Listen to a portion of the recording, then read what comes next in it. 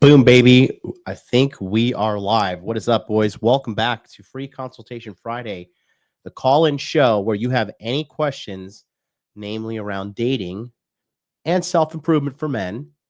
They are connected. Give me a call. The phone number is live right here, 231-440-9697. How's the audio? And let me know if we're coming in clean, because it's been a 1 week break that I've had here. So I'm a little rusty. I know last time we had a little bit of audio problems. Are we coming in clear? Chat, let me know. We already have a caller on the line. But chat, we got two callers. But yeah, I want to jump right into it. But real quick, just making sure. Can you guys hear me? It seems like is there a delay in the chat? Just want to make sure everything's going good. Real quick. Yes, sounds clear. Thank you so much. 86, the Idiocracy. All right, let's get started because the show is going to start right now.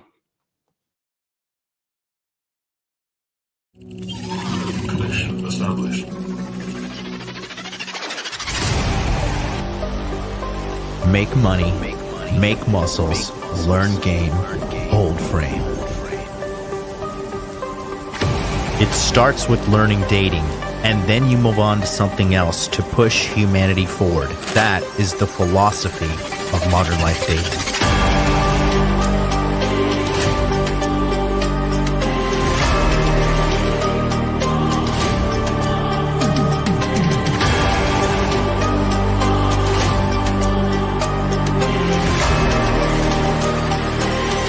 I am teaching you how to be strong.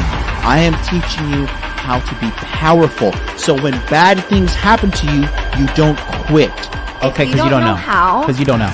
No, if I'm not going to explain to myself. In normal conversation where people aren't sitting around and patronizing you because you're loud and obnoxious, and a lot of people don't want to confront you and tell you that. But I'll tell you that right now, young lady. You're very loud and obnoxious and you're rude. You wanted to blow it up and make me seem like something I'm not, and I didn't appreciate that. But that's okay. You can do what you want to do for your content. Oh boy, somebody's triggered. And She's you can triggered. do that. No, Adam sent me a clip.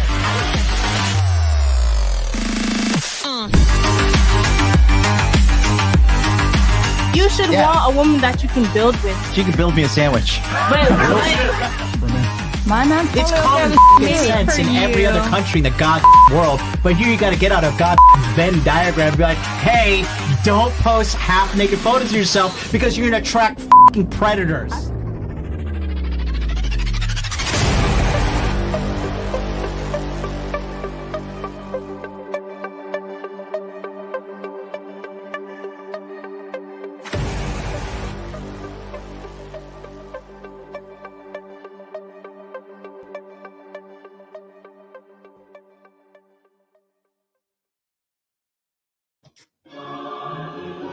Everything works, and I'm back. We got two callers on the line. We're going to jump right into it. Let's go to 908. 908, you're on the air. What's up?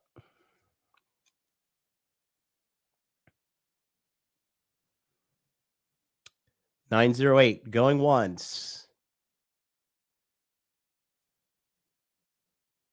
908, going twice.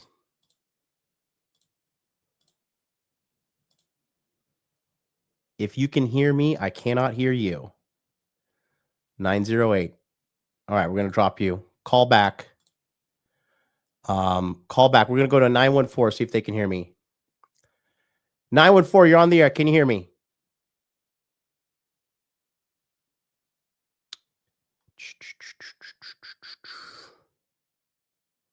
One second.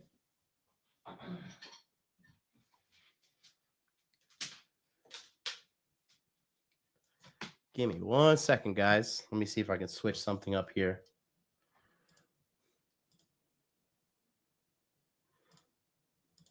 You couldn't hear me? Okay. Give me 1 second. Oh, I see. Hold on.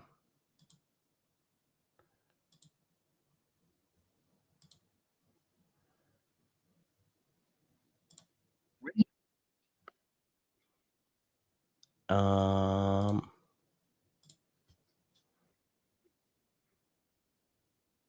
Caller, can you hear me now? 914?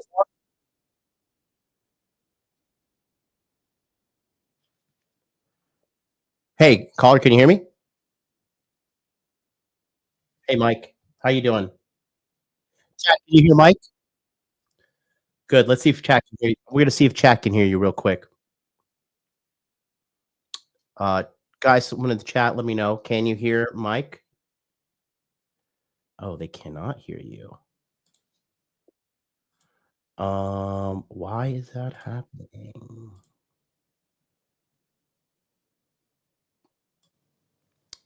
How about now, chat? Can you hear him? Hello. What's up, chat? Hello. He is speaking loud. Okay, yeah, they can hear you now. Okay, we're good to go. Gotcha. Awesome. Okay. So, John, yeah, I got some great news. Let's hear it. I finally moved out. All right, congratulations. Get money. Yeah. So I got a one-bedroom place. I've been waiting for this a while, and I'm like, a couple weeks ago, I said, "Fuck it, I'm taking action." Now I gotta kickstart some things. Mm-hmm. Yeah. So the reason I'm calling in is I know you just went to this Hormozi event, and I'm a big Hormozi fan myself. Mm-hmm.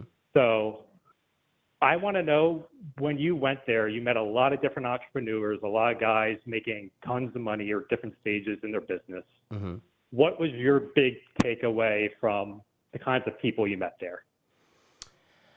To be honest with you, it was like that all of the people that went to this event and who are these entrepreneurs, like, honestly, it looked like a room of just regular people. Like, it was just, I was actually shocked that, like, because some of these people are making millions of dollars a year, but then some of their, like, basic questions were just kind of like, really, I knew the answer to them, but I couldn't believe they needed like an expert to answer their questions. So what I took away from all of this was that, like, if you feel like you can't do something in life just because of, like, I don't know, whatever limiting belief we place on ourselves, right? It's all fake. It's not real. Because, like, I saw so many people, and, like, I saw people of, like, every race, every gender was there. You know, I met a guy making like $100 million a year. And, you know, he just looked like a regular guy. He was like half black, half Lithuanian, and he's a stud. You know, I think we often, us in this kind of like men's self-improvement / dating space, we often overestimate what we need to get the job done and underestimate our abilities. And you know, excellence is across the board. And then 908, I see you. We're gonna bring you on next. Excellence is across the board, respected. You know, I showed up with data in hand, printed out, multiple copies, trying to get my problems solved. I wore a full suit both days just to, you know, put forth my best foot, represent my brand well, represent myself well. Maybe some people would say wearing a suit both days was overkill. But as for me, I would just like to put my best foot forward and, you know, just try to check every box that I can. You know what I mean? Yeah, dress to impress. Yeah. Yeah, so these guys that you're just saying, like, oh, they're asking basic questions. What kinds of questions were these? Like, I imagine some of them were even, like, have bigger businesses than you, and you said, like, they're asking simple questions. So what were they asking, Alex? A lot. I was just so, you know, locked in. But a lot of it was just like pricing questions and, you know, scaling questions, which is like how to grow your business, right? But then there were some people, like one guy, you know, like I would say there was a couple that showed up from Amsterdam and they were just dressed to the nines. They looked phenomenal, right? And then a lot of these people, a lot of the men just look like, you know, with all due respect, they just look like fat schlubs. They look like unkempt, yellow teeth, bad skin, you know, kind of fat. And like, these are people making millions of dollars. And I'm just asking myself, like, so how long are you just going to like, you know, because some of these guys had, like, one of the guys, he went up there and he was like, I need to like fire my wife from the business. And he asked Layla this question, kind of put her on spot. It was really awkward, but he was like, yeah, basically I run this business and I hired my wife and I made her XYZ percentage owner. And then now there's a bunch of stress and trouble in the business and I want to get rid of my wife. Like, how do I do this? Just like, I'm like, that's like frame 101. You shouldn't like bring your wife into the business if she doesn't want to be be in the business and she's not happy. You know, you're going to turn her into some like masculine version of a woman, in my opinion. And so a lot of the questions were just very particular to each individual's business. And another thing I took away was that you can make money doing everything. I met a guy there. All he does is he makes bomb shelters for people. That's all he does. And he's doing, you know, hundreds of thousands of dollars in sales. So I met a guy who sells like a service where you are a part of his app.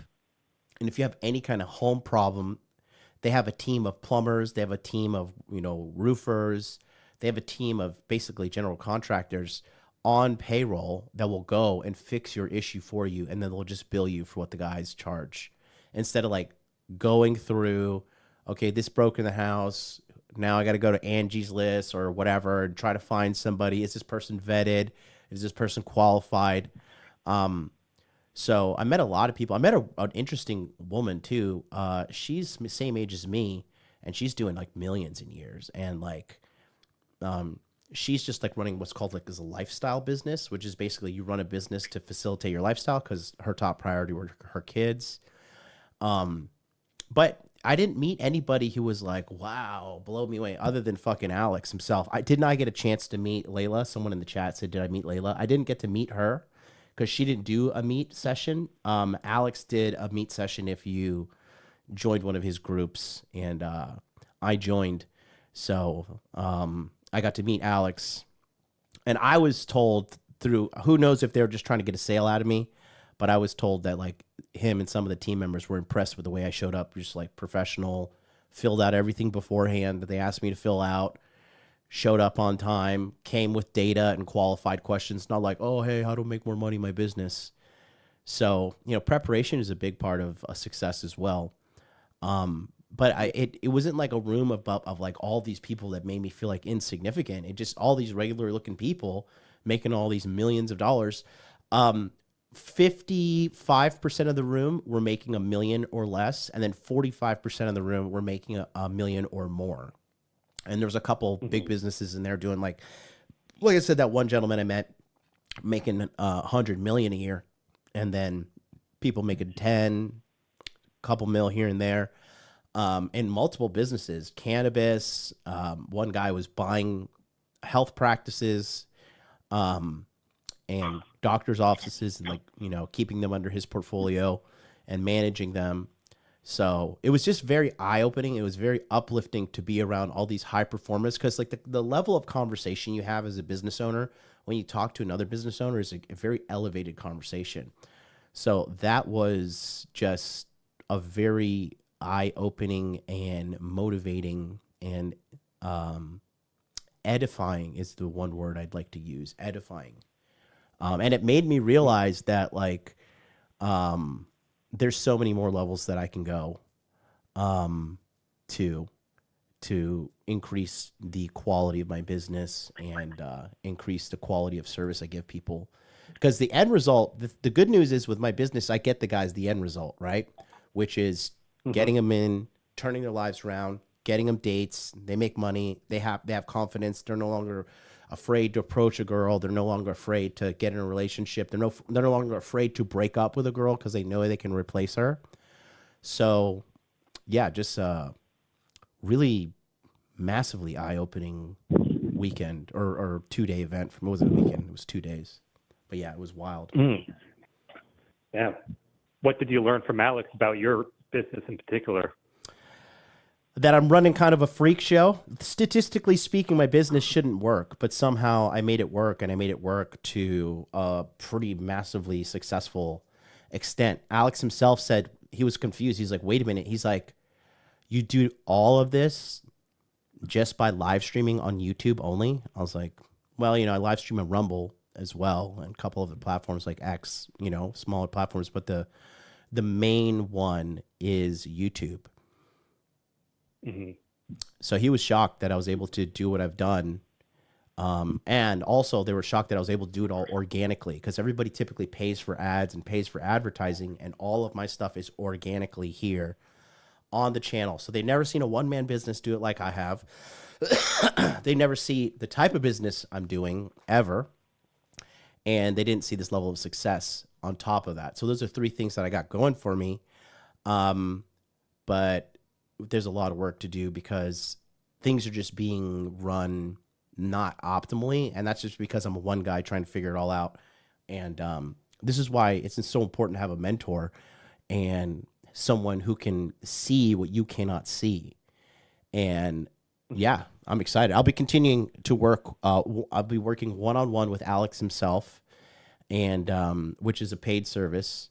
And then also I'll be working with his portfolio team, which is another paid service. It's a big investment, massive investment, quite frankly. To work one day with Alex is $100,000, and then to work with his team is $35,000. So I just decided I need to be in the room with millionaires and multimillionaires and centimillionaires, looking at my business and just doing it the right way, instead of like thinking, oh, I'm an alpha male, I'll figure it out on my own. Like, that's just not the right way to do anything. You need mentorship in life. You absolutely need mentorship. There's no way around it, gentlemen. If you are doing awful in dating, you need a coach, period. Statistically speaking, you are guaranteed failure. If you just try to figure it out on your own. And what's funny is I talk to guys at the events too, guys making millions of dollars. And I ask them like, so what's your dating life like? And everything I could pick up from these guys, a lot of these guys were not well kempt, not stylishly dressed up, and not, in my opinion, putting their best foot forward to attract the best quality mate that they can get. So I was just looking in the whole room, and I was like, wow, like these guys are in desperate need of my services, quite frankly. Yeah. But a lot of these guys, they go to these events expecting with like networking, like, oh, what kind of, like, how, this is how I can make you more money. But they run into you as like, oh, this is how I can get you, fix your dating life. So that's probably a surprise for them. Yeah. So really good event, and definitely,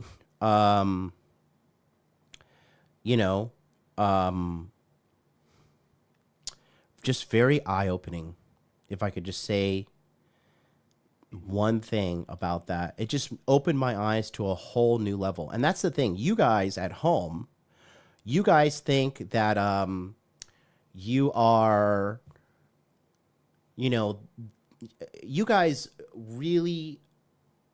underestimate yourself and overestimate yourself in the wrong areas, and then you never get the results that you want. And everybody doesn't seem to realize, don't believe this BS red pill lie. We're like, oh, men never have a wall. That is the dumbest thing I've ever heard in my entire life. The quality of mate you can attract, I would say peak ages is like 18 to 39, 40 is like, that's like your best ages. That's your best age range to put your best foot forward, find a good woman, and then lock her down. And whether you want to have kids, get married, whatever. But ideally, the majority of people that I poll too, nobody wants to be like infinite player forever. And I'll tell you, I've done like the infinite player lifestyle. It's empty, it's lonely, it's depressing. You don't want to do that. It is good to have a woman in your life who loves you, who is on the same page as you, and who is like ready and willing to help you build your personal empire. And I think it's just a lot of guys are so lost. That's another thing. Another thing I picked up too, I did some cold approaches in Vegas, and these girls were super receptive. You guys are just, it's just, there's a lot of information that men need. And I think that they think they know something and they really don't. And then next thing you know, you're 40 and you're like, why am I still single? I got the job, I got the money, I got the house, whatever.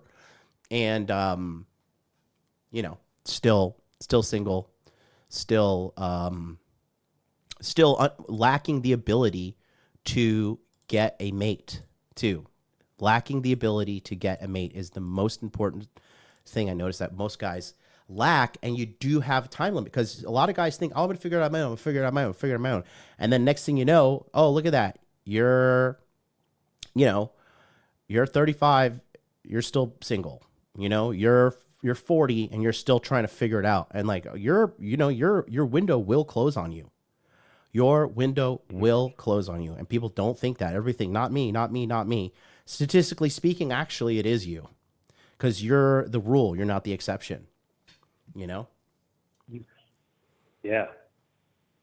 Yeah, well, John, what you said before about your business, like how Alex said it was inefficient, it's kind of showing how hard of a worker you are, that despite, not doing paid advertising, which most businesses use, you're able to have this. It's like, it's impressive.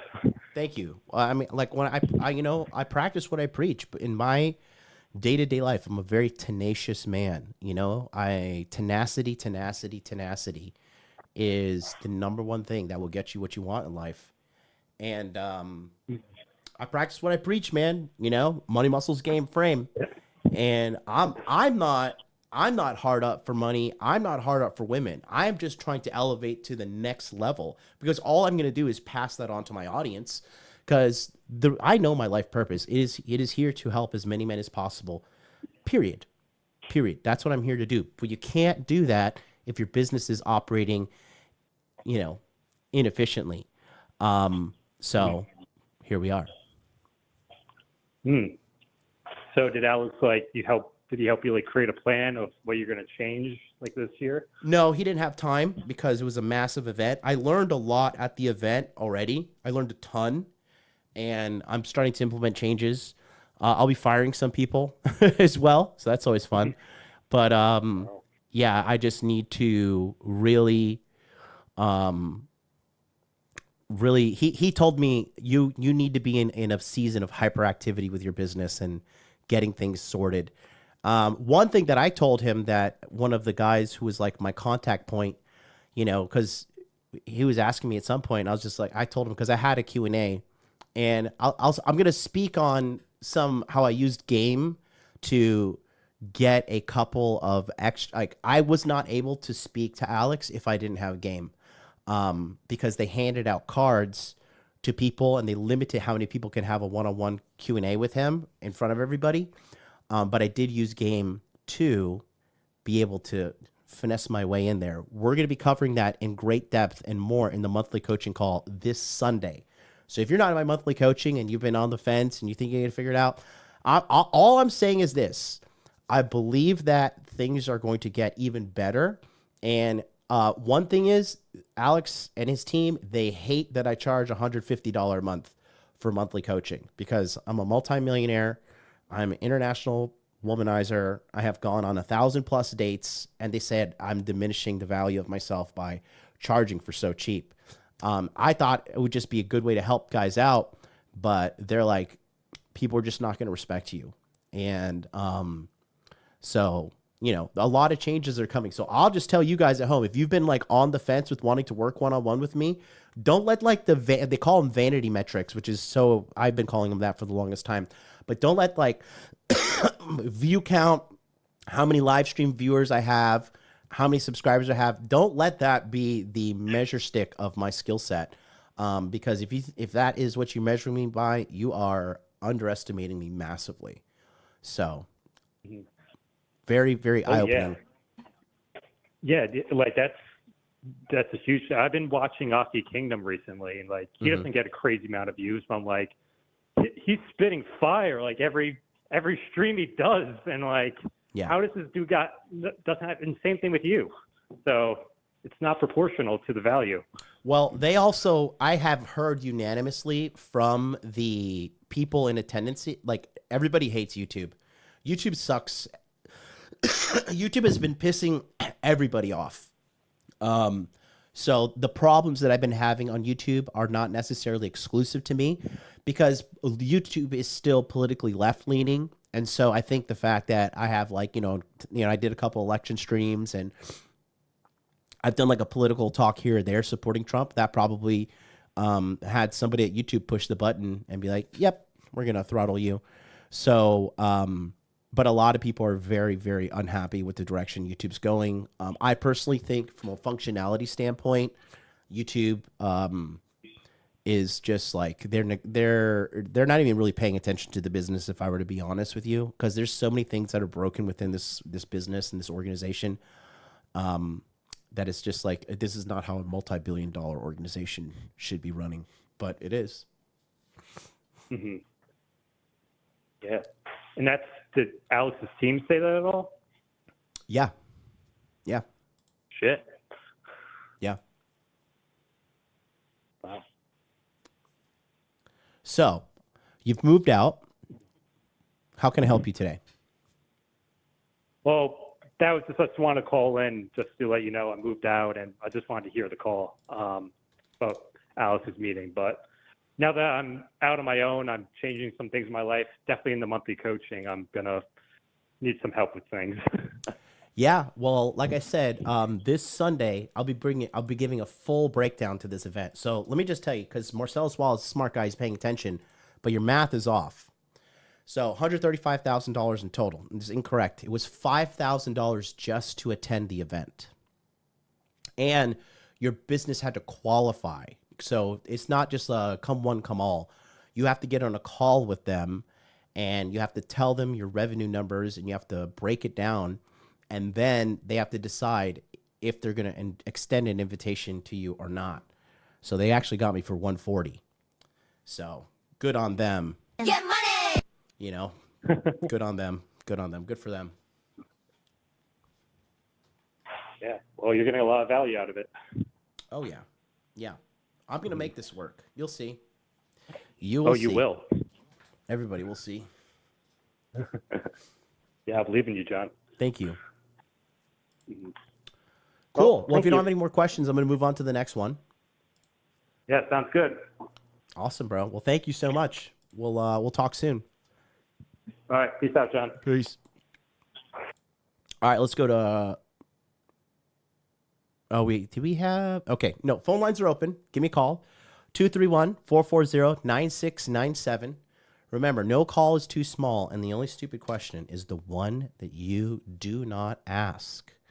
So stop thinking you're going to figure it out all on your own. You're not. That's the one thing I can tell you guys that I took away from this weekend is if you think you're going to figure things out on your own, you're not. You are not, because if you would have, you'd have figured it out by now. And where would you? You'd be caked up with some girl. You'd be lying down with some beautiful girl. And don't believe this trash that's out there that's telling you like you need to be rich, you need to be this, you need to be that. No, you need to understand female psychology, aka the one and only thing I've been consistently talking about, game right here. If you don't have game, it doesn't matter if you have money. And I see guys all the time leading with money, and then they're like, "Oh, I only attract gold diggers." Like, well, duh. Like, if you use that kind of bait and you'll catch that kind of fish, like, what are you expecting? Really, what are you expecting? Let's go to the next call real quick. And then call now. Get on the line now. Get in wait up line now, guys. Hey. Hey, 908. It's me, Parth. Hey, buddy, talk to me. Hey, I sent you a text message about how I quit. You want me to explain that? Yeah, so tell everybody, because this is why I don't really support the whole, like, when people make my community, when they join like my community, then they make their side communities, because then it's the blind leading the blind. And this got back to me through some of my people that I know, and I heard that everybody was like telling you did things the wrong way, but I think you did it the right way 100,000%. So break it down for what you did, and then I'm going to tell you why I think the way I think. Go ahead. Okay, so first, I got a call. I missed a call from my boss, so I called my boss back, and I told him I had a family emergency. You know, he said, "Oh, you're supposed to come to work," and I told him I had a family emergency, and then I just put down the phone. Then the following next day, on Thursday, but by the way, this happened on Wednesday, and I called him. Following Thursday, I decided to change my mind. Hey, I'm just gonna resign effective immediately. Tell them how I appreciate the job, and I love the job. That's it. And so the guys who made the side group, what did they tell you? They told you the way that you quit was the wrong way? I mean, it was the unprofessional way. And so, so what? What was this job? It was a warehousing job. I'm not going to mention the name of it. It's just a warehouse forklift job. Yeah. That I work at. That was my old job. Now I'm doing sales door to door. No, I left that job to do sales because I want to do that. And I put in vacation. So here's what I put. I put vacation for 2 weeks. So I could move to Florida, like get paid while I was in Florida. I needed the money, and that was the only way. Because like, if I quit and you put 2 weeks in, they won't give me the money. Pretty much, there's pretty much money on the table. So I had no other options to do that. So if it was an option that it'll pay me out, I would have definitely do that. But I found out that if I quit, I lose all my vacation time. So I use my vacation time to go to Florida and put it for 2 weeks, maximum vacation time, as long as you can think of, to get paid. Yeah. Yeah. And then up to the last day on Wednesday, I told him, like, hey, I got a family emergency. And then, following Thursday, I told him, hey, I quit immediately. Appreciate the job, and I love the job. That's it. Did you get the full 2 weeks of paid vacation payout before this happened? Yeah, I got paid. Like I went to my bank account. Yeah, I got paid on Friday. So you got paid the full duration of the 2 weeks of vacation time that you took? Yeah, you did the right thing. I want to make sure I get paid, because like if I don't get paid, well, to increase risk, I could just. It's just extra money. Like I needed extra money. No, listen. So, like you did the right. Listen to me. You did the right thing. Okay. These companies do not care about you for 1 second. It's rare if they care about you, but if you could get your full 2 weeks of vacation pay for nothing, and then you go down to start your new life in Florida on that company's dime, that's a W for me. Get money. You know? Yeah, I've never said no to money, so. Yeah, no, and then, so here's the thing. You did the right thing, 100,000%. And in addition to that, you moved with speed, which is what you need. And another thing is this too. You're like 22, right? Yeah, correct. Right. So nobody's going to be, when you're 35, no one's going to be like, oh, hey, we saw you like quit this warehouse job without like 2 weeks notice. So, you know, that's not a good idea. That's just not going to come up. Okay. So when I think about it. Uh-huh. Sorry. Yeah, when I think about it, yeah, I agree with that. Yeah. Do me a favor. If you're in any of those side chats, just get out of them, honestly, because you're already working with me one-on-one in the monthly coaching. And, you know, we really got to thread the needle with you. So I can't have other people giving you bad advice in your ears. And just like, you know, getting you off track. Listen to the guys in the monthly coaching. Listen to myself. Those are guys who are actually making money, making large amounts of it, and doing everything which I believe is the right way, which is the way I laid it out for you guys. And getting derailed by people who they probably have best intentions in mind, but they can't see the things as clearly as I can. They don't see the bigger picture as clearly as I can, because I think you nailed it right on the head, quite frankly. I think you nailed it 100% doing it the way you did. Yeah. No, I like to keep things clean, like when I leave, but as I can. Yeah, that's what I got. Why. That's what I got for you, pal. Yeah. Want me to tell you about my door-to-door solo?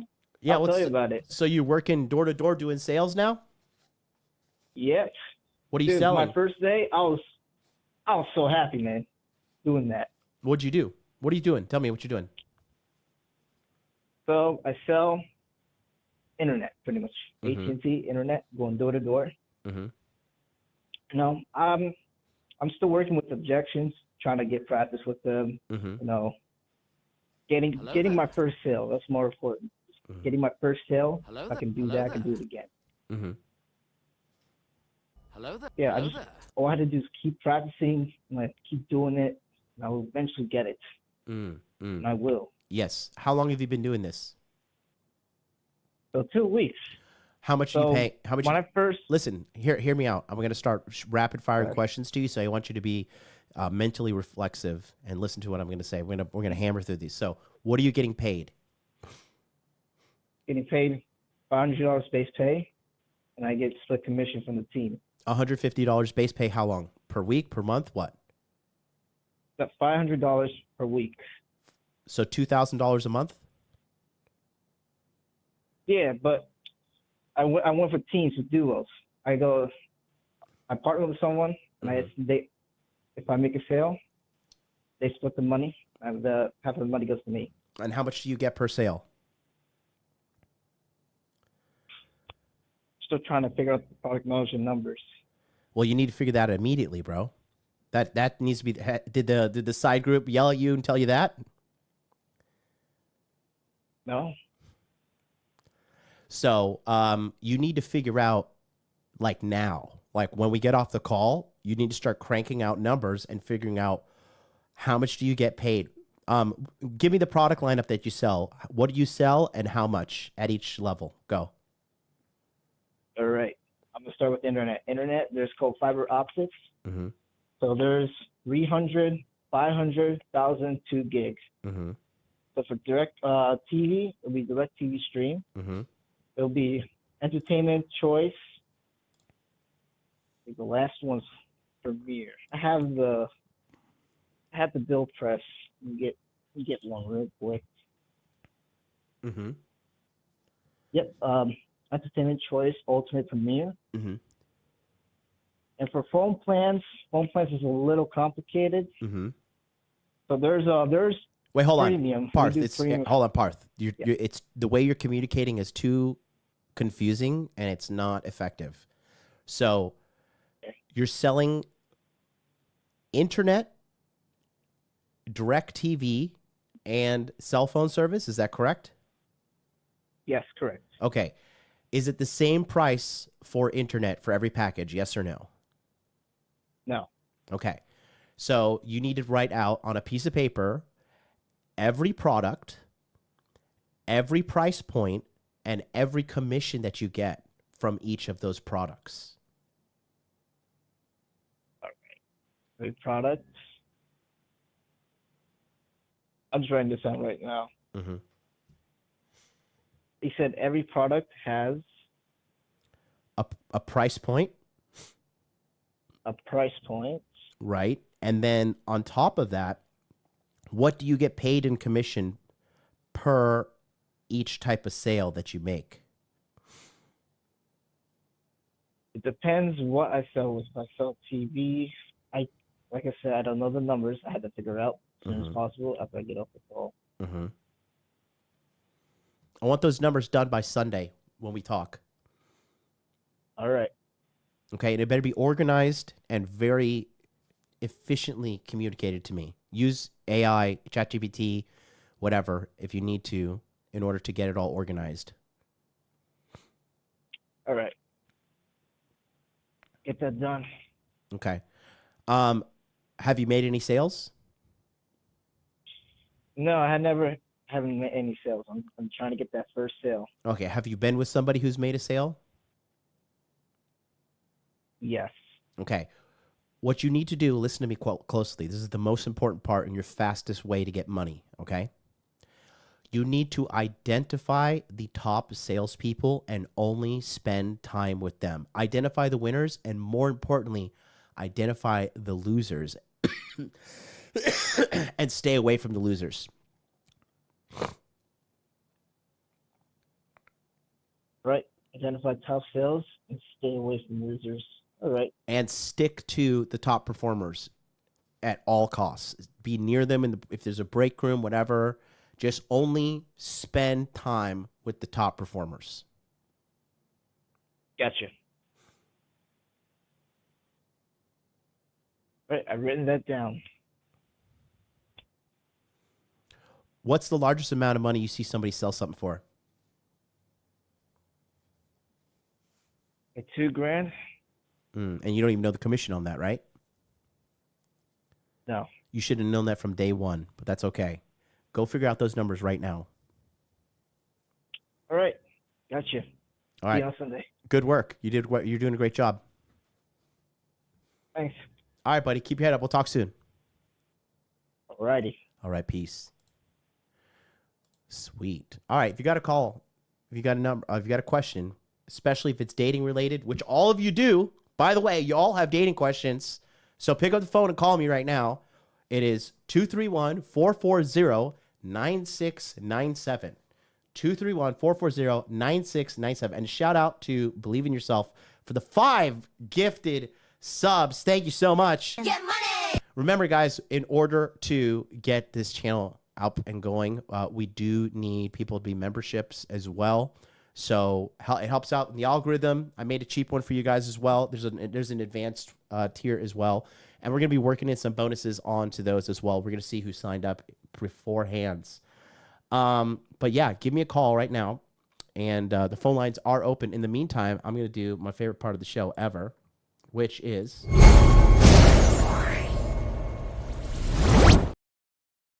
comment review. Not too many questions, but we're going to do, remember last week we did a couple of text message reviews, and we followed up about our friend Mario who went on the date.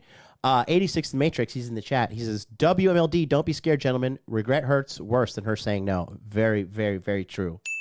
Mario, who was watching, he says, guys, listen, John is spot on.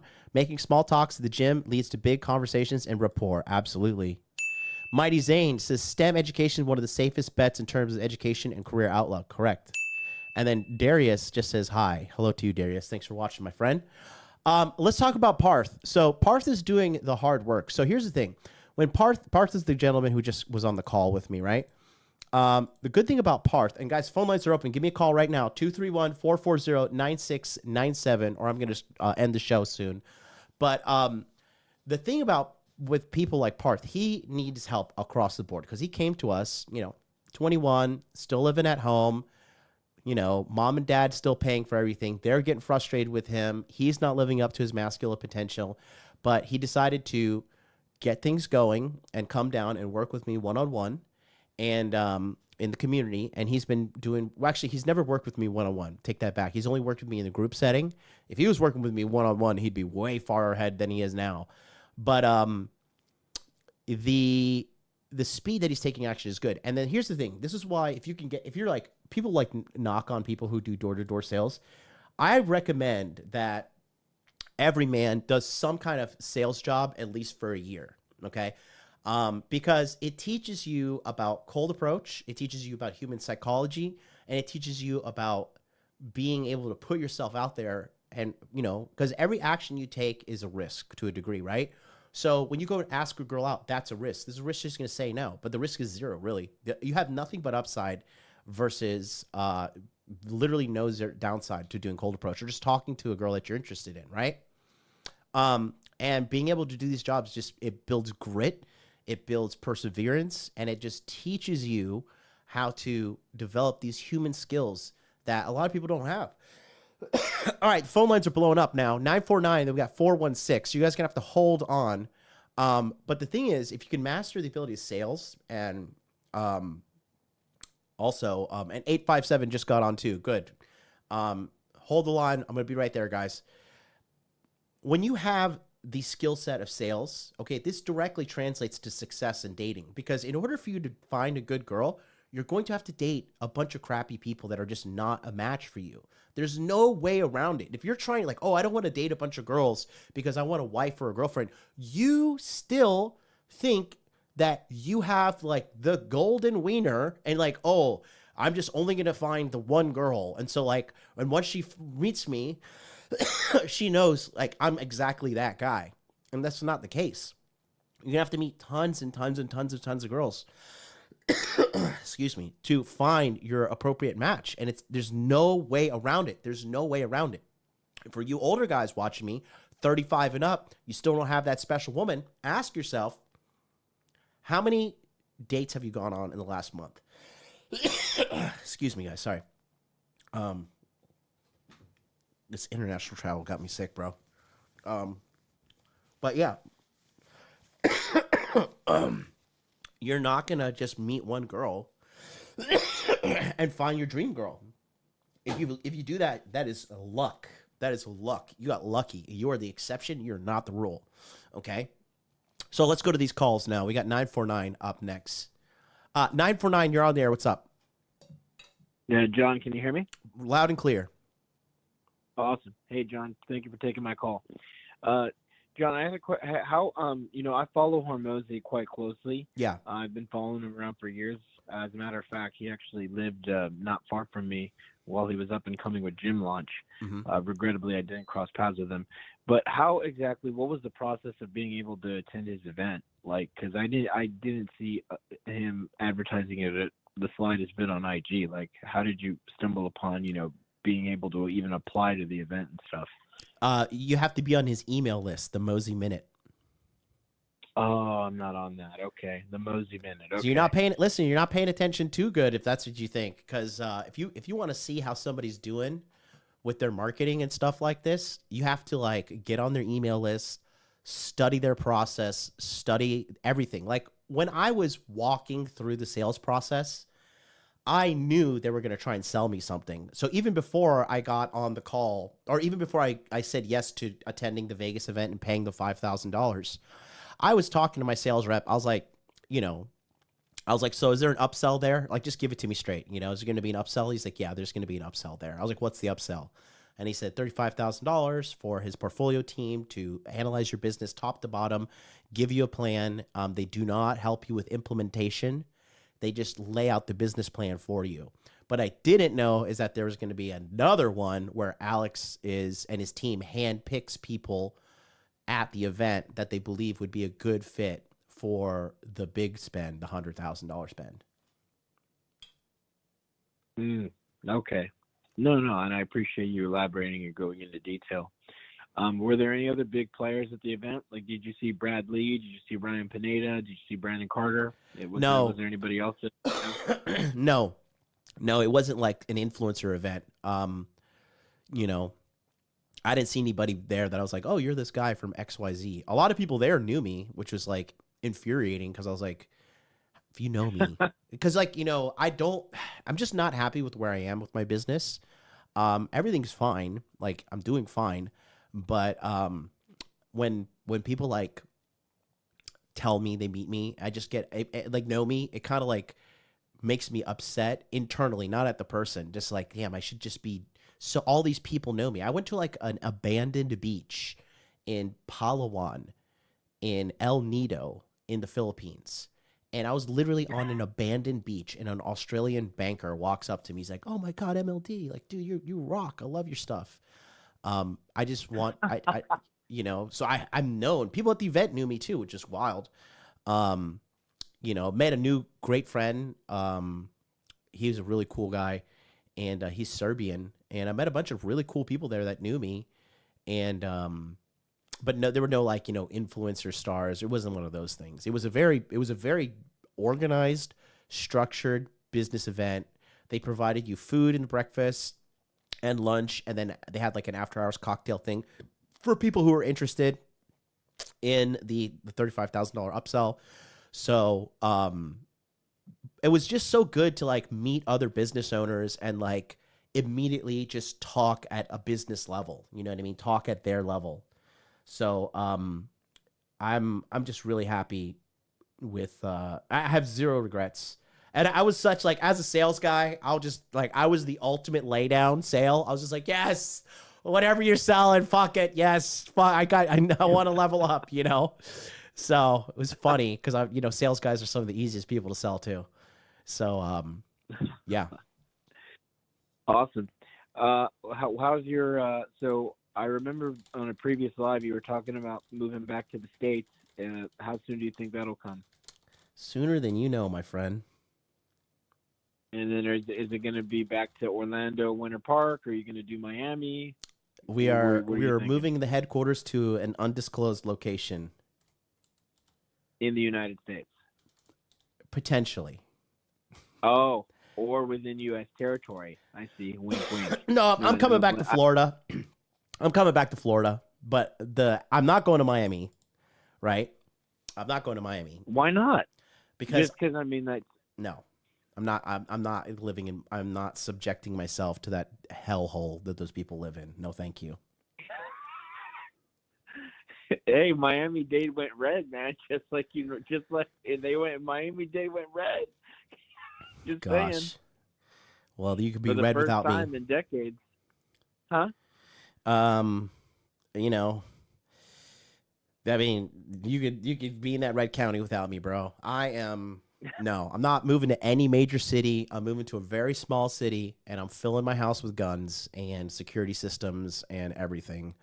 So if anybody gonna try and dox me or run up on me, you'll meet my friends Smith and Wesson. So don't do it.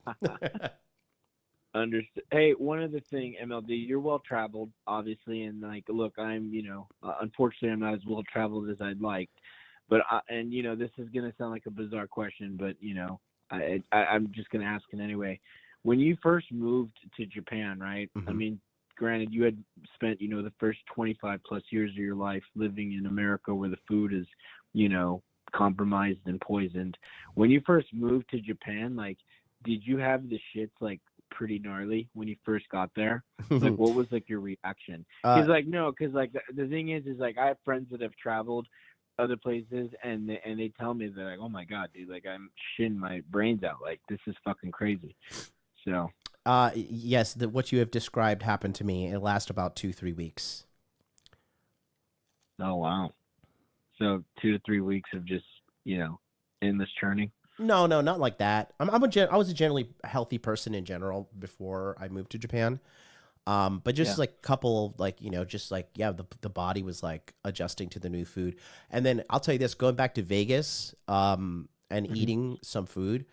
I ate some Chick-fil-A and I was just like, bro, there's something wrong with this food.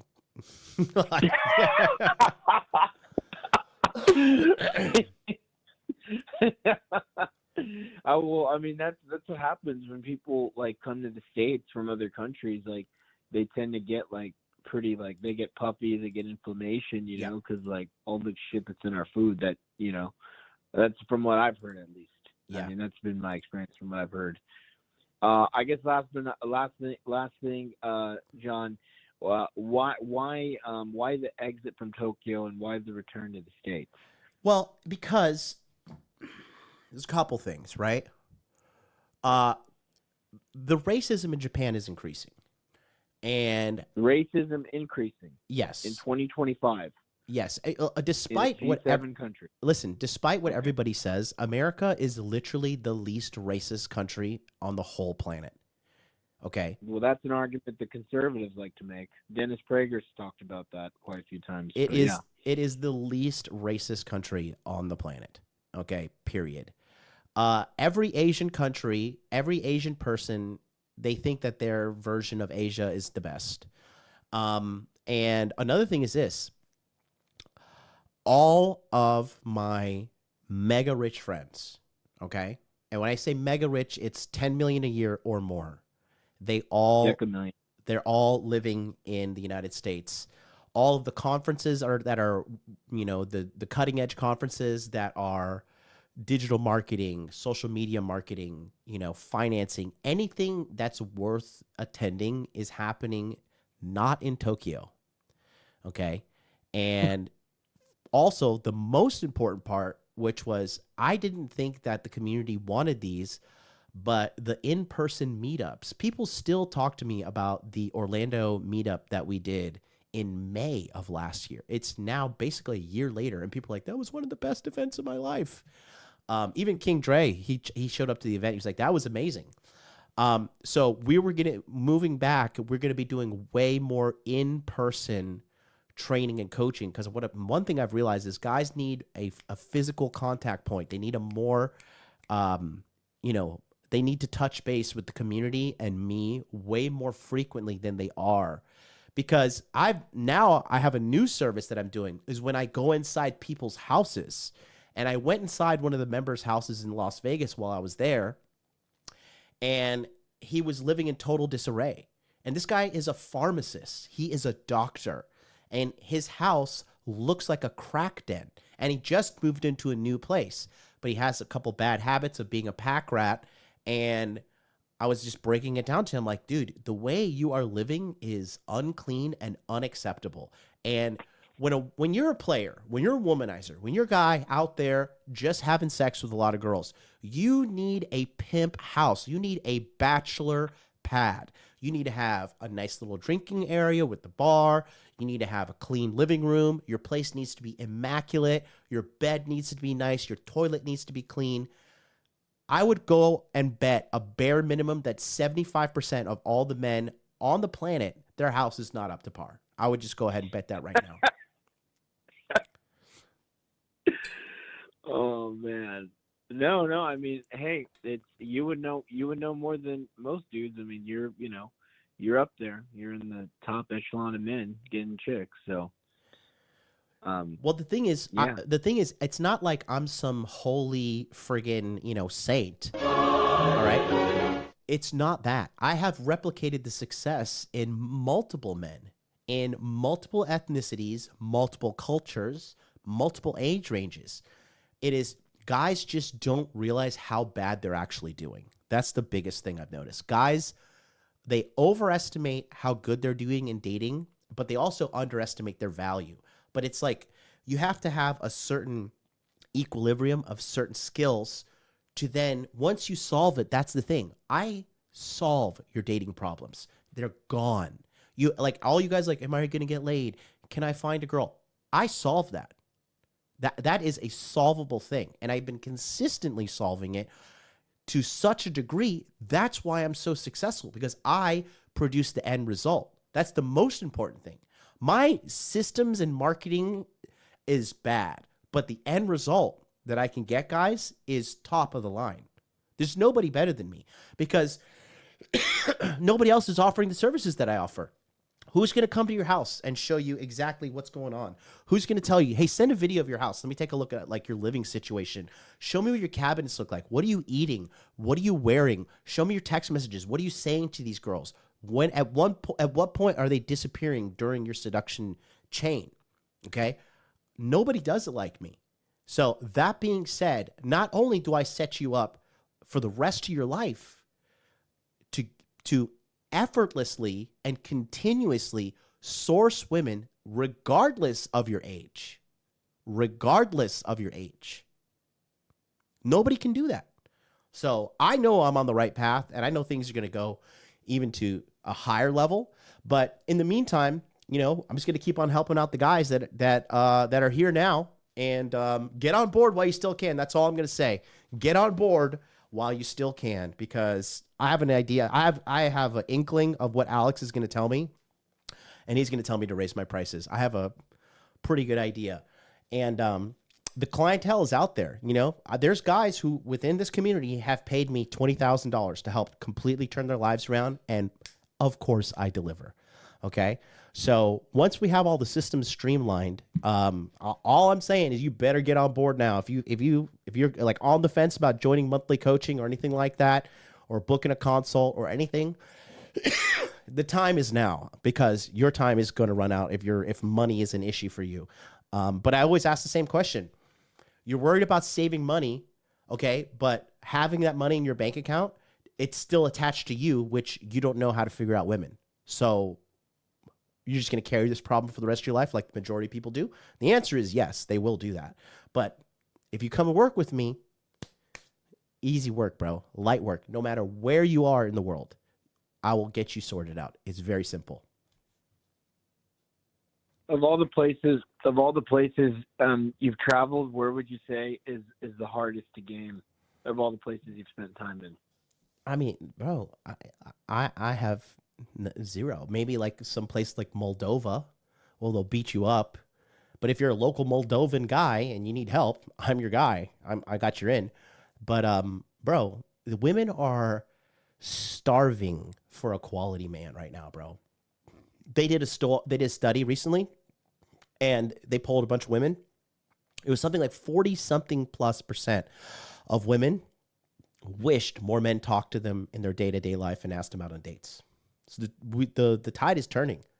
But so women are in higher. Women are so in other words, women are wanting men. Okay, because I feel like the average girl, like I don't know, man. I kind of agree with Myron when he says like even the most average of women are getting way more attention than the dudes that are chads and giga chads. Yeah, but like, that's like, who cares? That like you're complaining that water's fucking wet. If you can't change something, there's no need to complain about it. Men, and this whole problem that we're in is because men are en masse, especially in America, simps. Okay, they give women. I don't simp. The thing is, I don't simp, and I don't say that as a means to like, sound, to like actively try and sound different. Like, dude, I've gotten to the point now where even if a girl's like a 9 or a 10, like I just kind of treat her casually normally. I'm like, hey, what's up? Good to see you.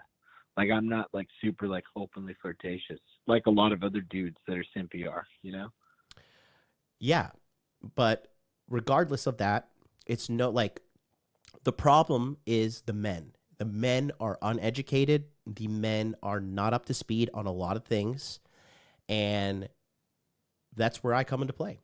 And I'm very, very, very good at what I do.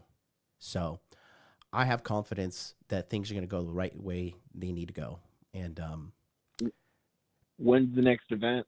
You're going to have it maybe like the fall of this year, fall of 25, you think? So we're going to have the Masculine Empowerment Network sign up, and then I'm only going to be extending events to people within the community, because when you have an event, I want to be able to vet people, because we give such good information and such value at these events that I just don't want some, like casual guy like, oh, I just kind of want to pop in. Like, I get people educated and updated and ready for the event through the Masculine Empowerment Network. So you go to the Masculine Empowerment Network, and then from there, we get you to the live events.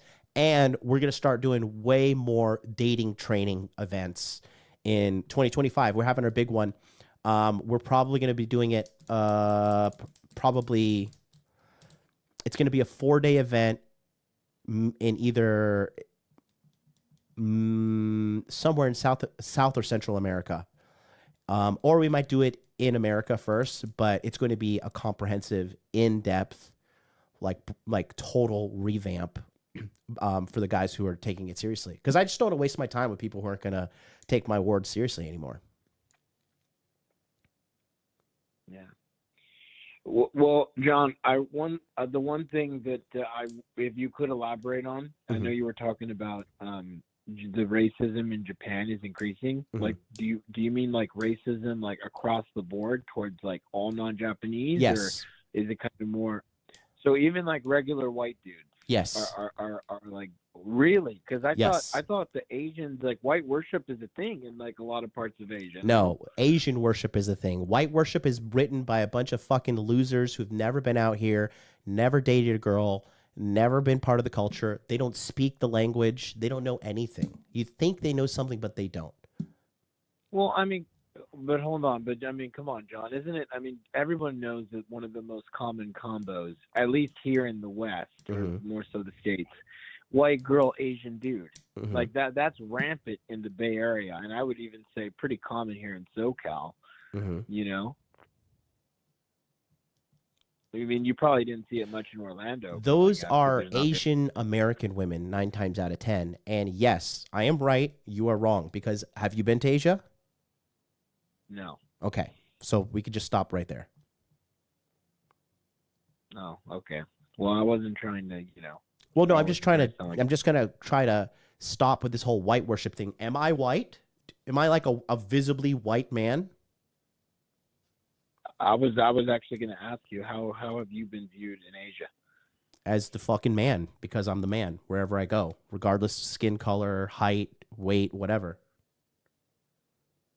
Oh. No, understood. Fair enough then. Well, I mean, it's always interesting hearing your take because you're well traveled and Thank your you. experience. What was your name again? So, yeah. No, my name's Isaiah. Isaiah, awesome. Well, listen, thanks for your call. Have you considered joining the monthly coaching and to help get you to where you need to be? The Masculine Empowerment Network at $150 a month? No, that is not correct. Masculine Empowerment Network is the annual membership. The monthly coaching is the Money Muscles Game monthly, where you get a one-on-one onboarding call with me directly, where we identify what is going on with you, and then we structure a plan that shows you how to use the monthly coaching and the community to get to your plan at a bare minimum 2 times faster.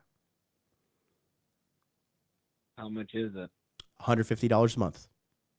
$150 a month. Going up soon. Going up soon. Going up very soon. I know it's going up. I know.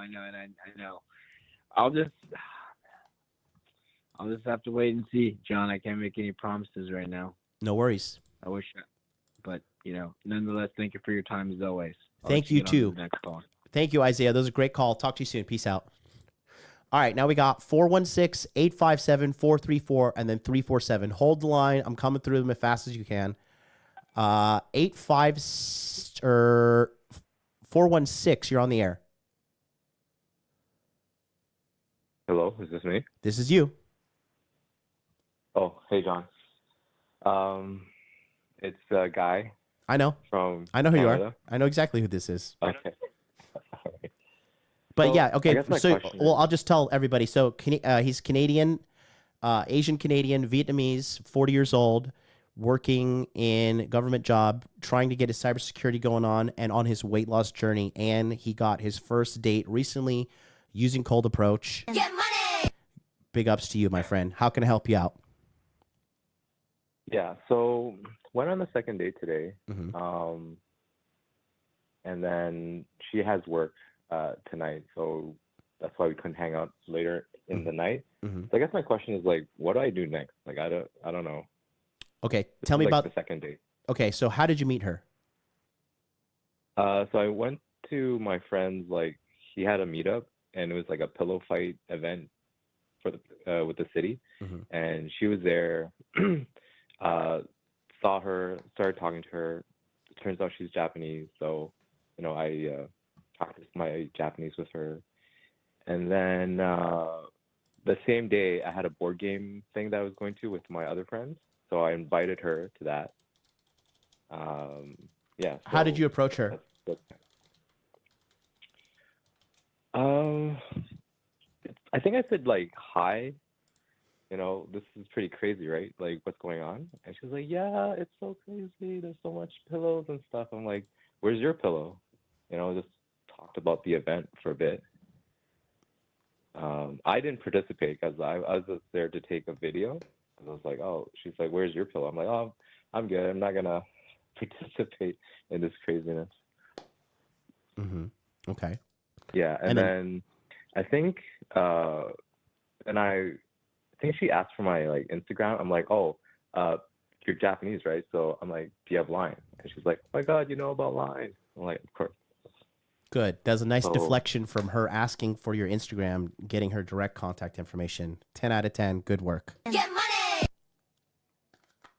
Yeah. And then, so I got her Line, but then I was like, okay, I'm going to this board game thing. This other girl that I texted for that board game thing, she said she had like a late night and it didn't look like she was going to come. So I asked this girl to come instead. Like, I didn't tell her that, right? Obviously. But in the back of my mind, I was like, okay, I got her Line. She's probably interested. Let me just ask her to go to this board game thing. So, yeah. So I asked her like, hey, I'm going to this board game thing with my friends close by. Do you want to come? She's like, yeah, oh, board games? I've never done something like that before. I'm like, okay, cool. Okay, good. Yeah, so, yeah. So then you went board game date. That's date 1, correct? Yeah, same day, yeah. Oh, it's the same day? So you went from pillow fighting to board game event? Yeah, yeah. So it was me, her, my other friend, and then my 3 other friends. Yeah. Okay. Are you going to tell me about that, or do I have to pull all the information out of you piece by piece? Come on. Help me out here. Okay. All right. Well, it's a group thing, right? So, I sat in the middle. She sat next to me. We played board games. And then I was teaching people how to play this board game called Ticket to Ride. Anyways, we played board games for a couple hours. And then it was me and my friend's event, right? So I was actually going to hang out with my friends later. Mm-hmm. So it was on I think 5 or 6 that we finished the board game thing. And I had to go with my friends to do stuff. So we said our goodbyes, and and then that same, maybe a couple hours later, she texted me first online, and then that's when I think that the same day I asked her out for the second date, if that makes sense. Yes. Yeah. So I think I wrote. And so let me give a breakdown for everybody watching, and you figure out where you are in the conversation right while I'm doing this. So he went to a pillow fighting event, B, saw an attractive girl, C, made conversation with her, D, she asked for his Instagram. He said, how about you just give me your line and let's get in direct contact with each other. She knows what's up, bro. Guys, the women know. And if she's like, okay, I'll do it. So then she gave that. Then he invited her to an event after the pillow fighting event, which is a board game event. She came with you to the event. She had fun. And then you left around 6 p.m.? Yeah. Yeah.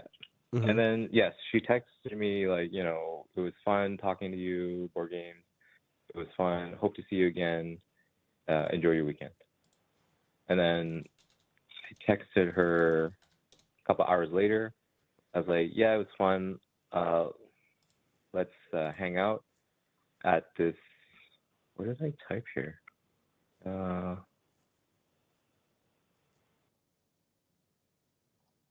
I was like, when are you working downtown during the week, Wednesday? And then I was like, let's hang out Monday. I'm free after 8 p.m. I want to try this Vietnamese coffee place. And then she was like, oh, I'm sorry, I can't do Monday. And then I'm like, okay, well, then she gave me her availability basically. So I was like, okay, Wednesday then. Yep. And she's like, sounds like a plan. I'm excited. Sounds like what I talked about exactly on the text message episode that I did last 2 weeks ago when I did the text message review, and I said there's only one way. Well, yeah, that helped a lot actually. No shit. It's fucking universal, and you're welcome. But yeah, so she demonstrated high value or high interest because he proposed a time to where she was busy. She said, sorry, I'm busy. However, I am free on XYZ days. So here we are. Okay. And so you asked her out for Vietnamese coffee. Nice. Mm-hmm. Yeah, so that happened not today, Wednesday. Mm-hmm. So we went for coffee on Wednesday. Mm-hmm. She got there first. So she ordered something by herself, whatever. Mm-hmm. And then we talked. And then, let's see, about an hour after that, I was like, okay, let's go for a walk. And then in the conversation, in the coffee, I was talking about my bachata. I'm learning bachata right now. Mm-hmm. So it's like a partner dance. So I told her, okay, let's go for a walk. So I'm just walking, basically kind of back to my place. Mm-hmm. Right? Good. And then I was like, oh, I can show you my bachata moves. Right? Mm-hmm. And yeah, so we went back to my place. And that's where kind of I don't know if I did anything right or wrong. Okay, what happened when you went back to her place? Or your place? Your place. My place. Your place. Go ahead. Yeah. So, I was teaching her bachata, like in my place, and we were sitting, and like, I was trying to like, what's it called? Escalate, get physical, right? And then she's like, "Oh no, it's so soon." And then I was like, "Okay, cool." Right move. And then I kind of stopped, Good. and then changed the subject. Then I showed her some of my videos of like some old dance videos that I used to dance. Yeah, and then and then I guess I tried again, and then she was like, "Is this how Canadian guys are?" I'm like, yeah.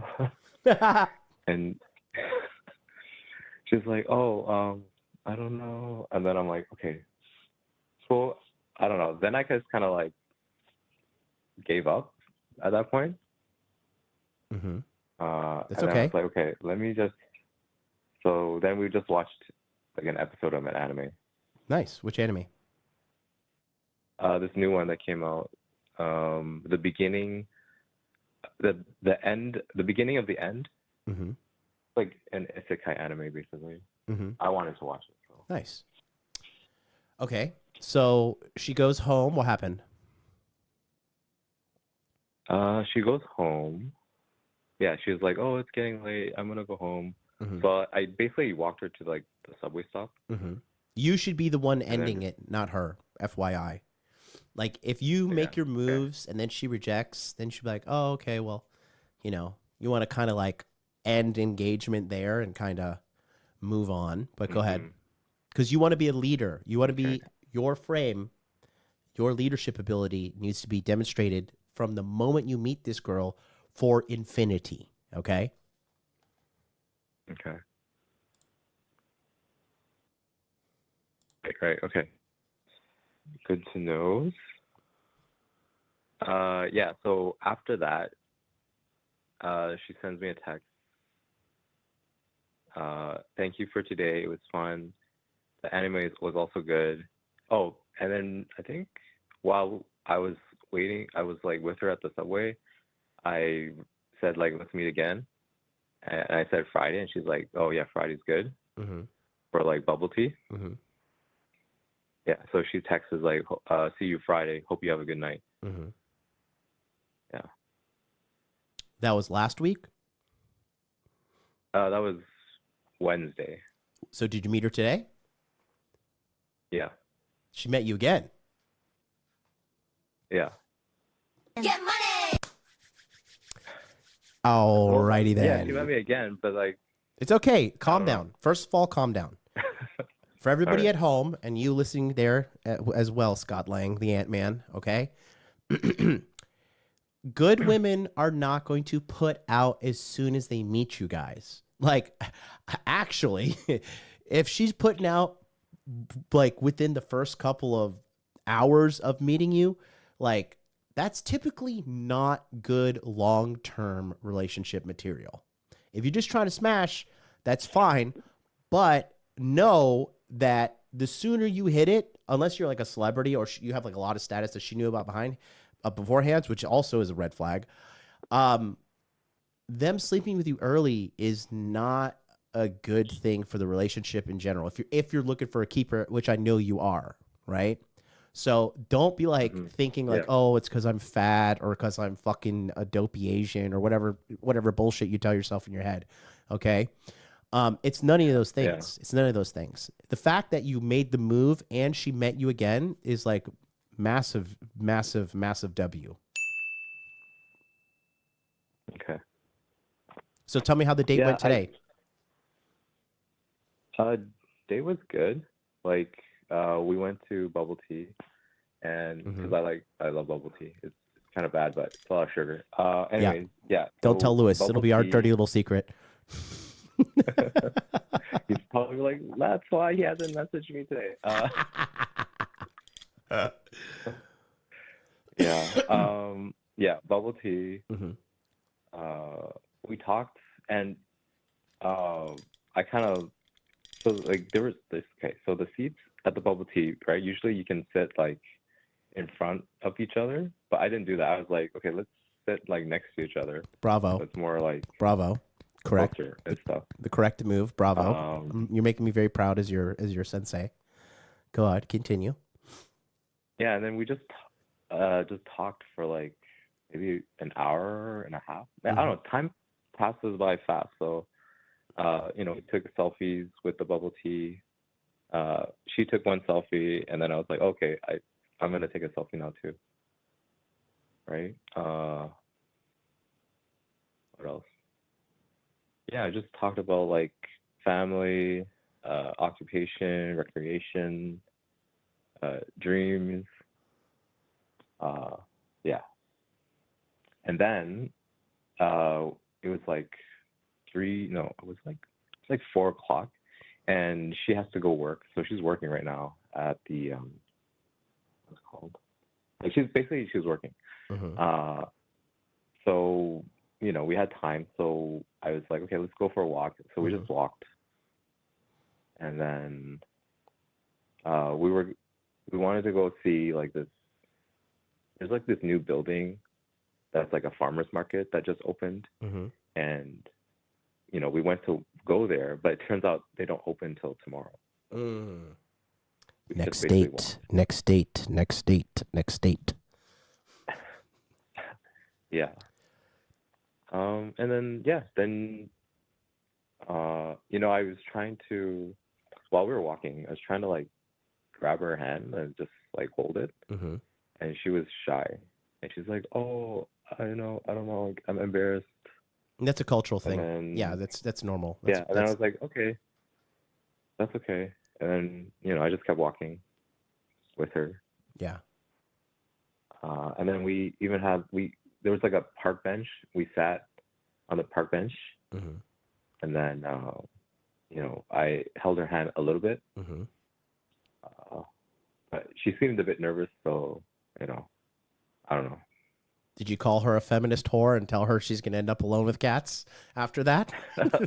the standard for every other guy in the fucking who thinks that's how they should do it according to how they behave in chat.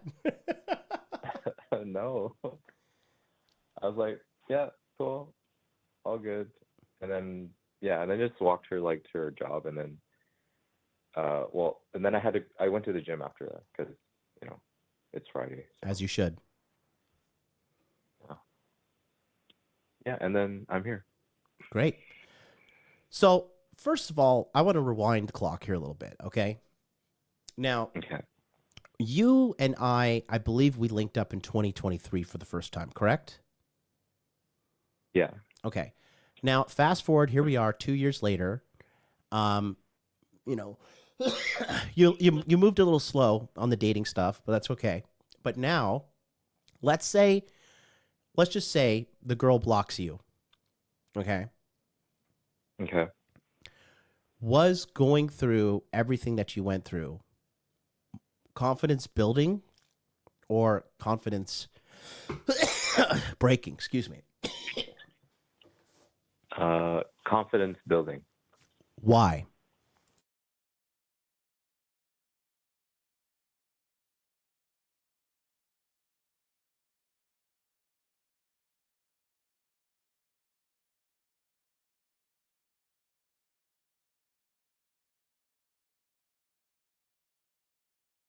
Absolutely. So here's the game plan, okay? So this girl, I believe, has interest in you. Can you send me a picture of her on in Telegram? Send me a screenshot of what she looks like. How old is she? Okay. I don't know. You don't know how old she is? I think she's a dentist. Great. How old is she? I don't know. Okay, so what do I tell you on date 1 that you're supposed to do?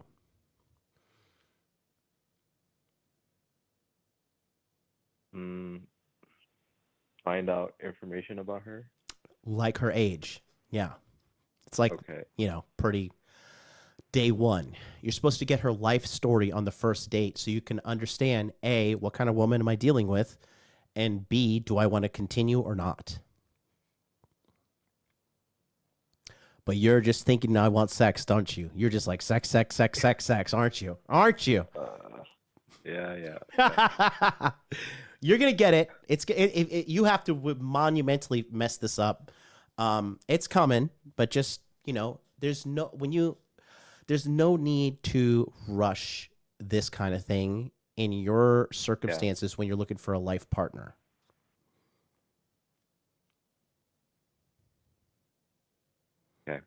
Okay. So you're doing a good job. Here's the game plan. All right. You're just going to keep trying to escalate because that's what men do. Men try, women say no. That's the seduction game, right? So I want you to give her a cool off period. Don't be texting her so much. I want you to disappear as of today. Has she texted you, thank you for the date today, yada, yada? Yeah. Okay. So I want you to go radio silent over the weekend. Okay.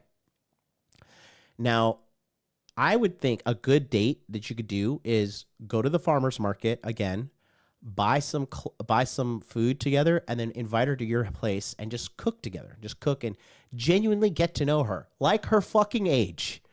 And don't put the cart before the horse. Get to know her. Yeah. Have a good time. Feel her out too. Just see what the deal is with this chick. How long is she going to be staying in Canada? Did she just move there forever? Do you know these things? Yeah, I know those things. Yeah. How long is she going to be in Canada? Well, only for 2 more months. Ooh. Let's say 2 to 3 months. And then she's going back to Japan? Yeah. Okay.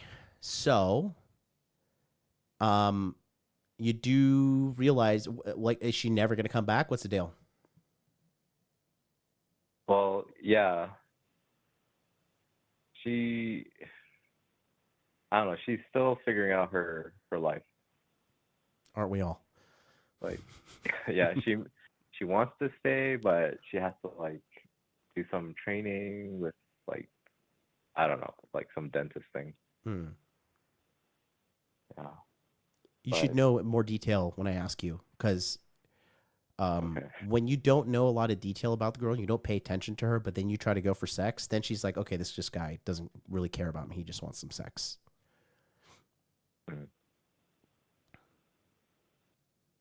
Right. Okay.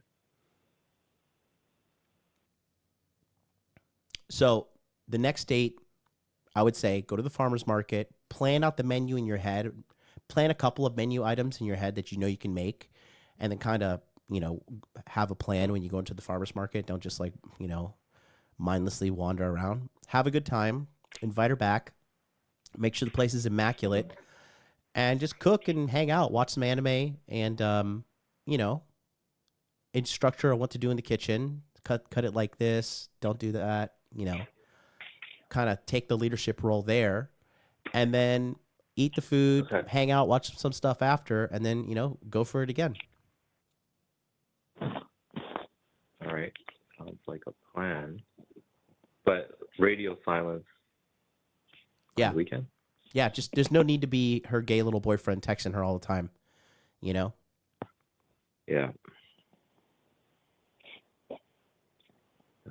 For cooking. Okay.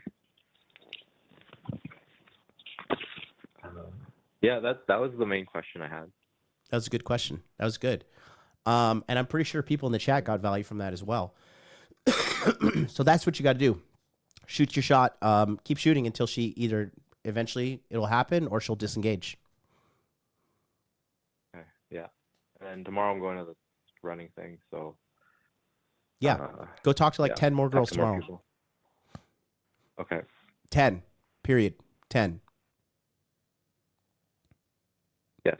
Okay. So either you come back to me and we talk and you did the 10 or you didn't. Yeah. Okay. Get money. Thanks, John. You're welcome. You are welcome. I'm happy to have this conversation. This is a great call. I got 4 other callers, so I got to go. Okay, bye. All right, peace. Which way, Western man? Which way? That's a W right there. That is the epitome of a guy who was heading to ruin when he came to the Masculine Empowerment Network.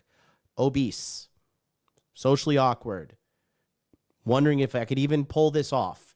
Since then, I think he's lost like 40 or 30 pounds since joining us.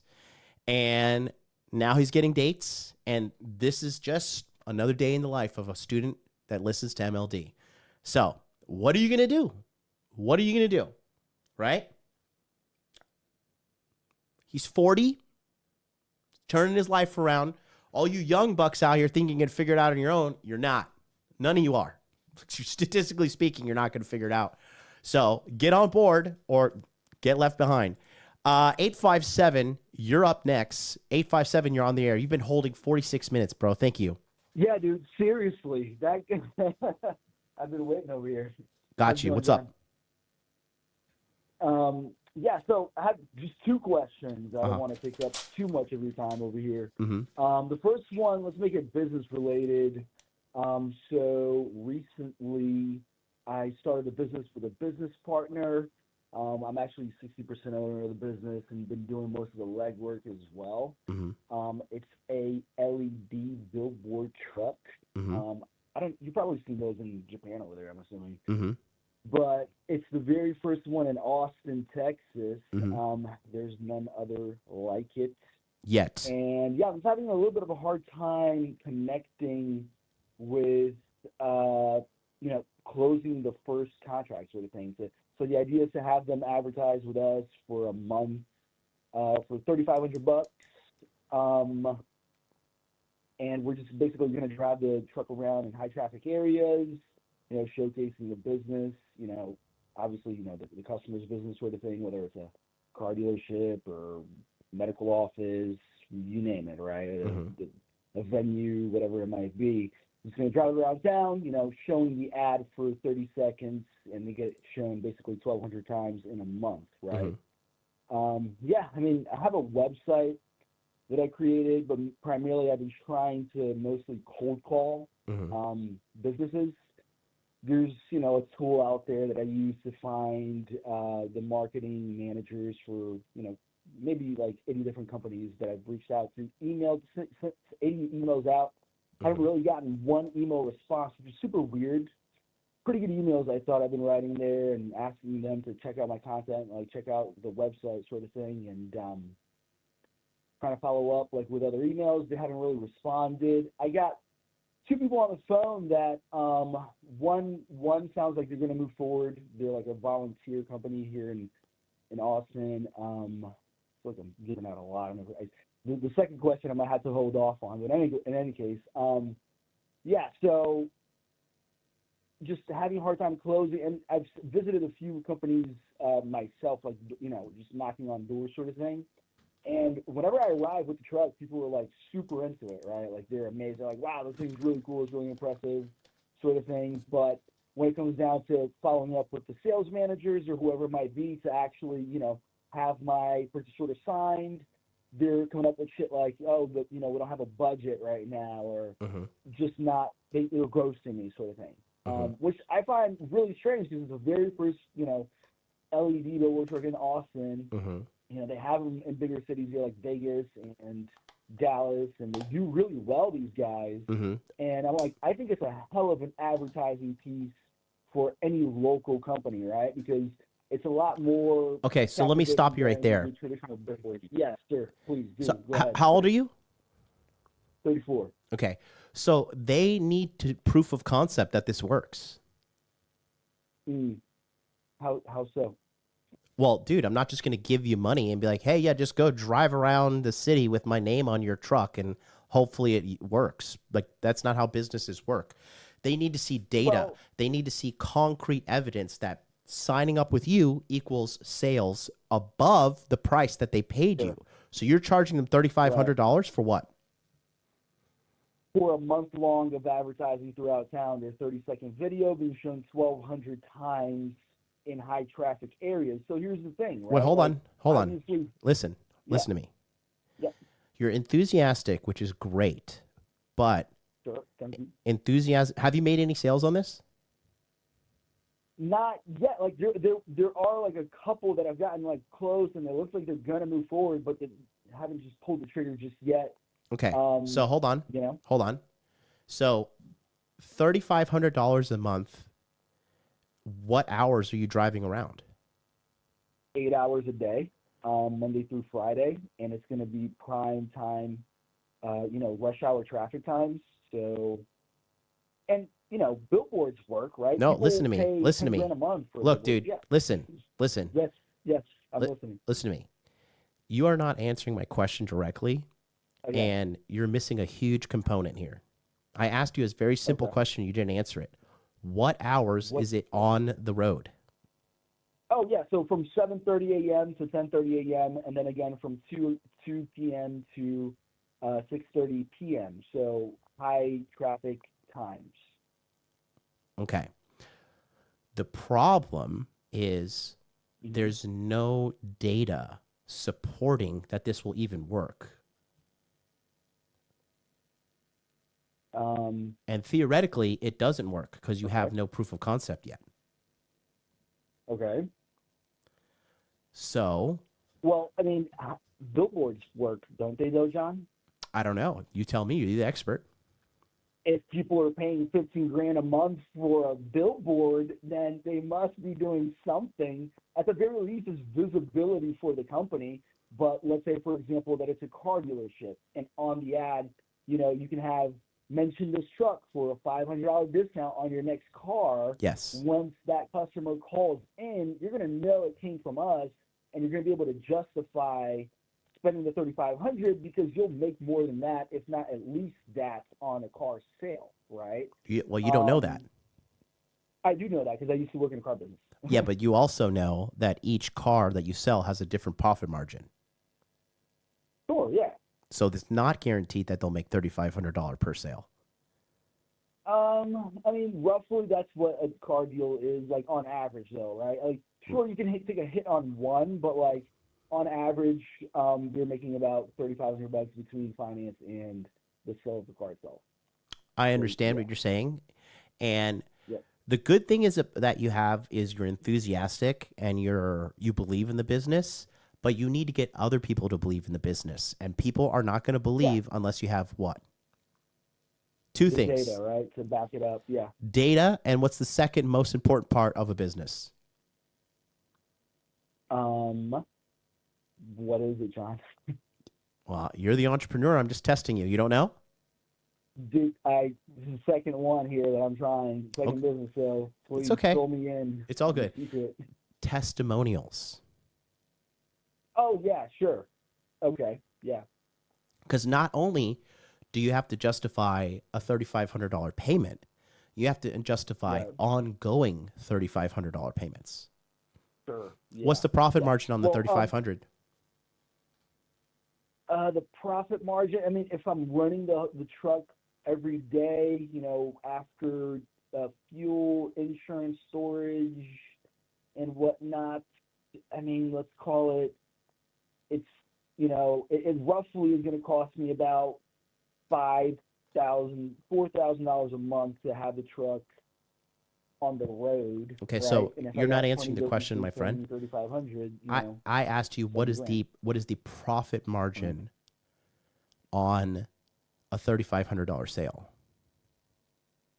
Oh, it really depends. I mean, if I'm just doing one business, right, it's not much, but we're going to have multiple businesses running at the same time. So here, I'm going to tell you right now, and this is fresh off of my brain from coming from the Hormozi event.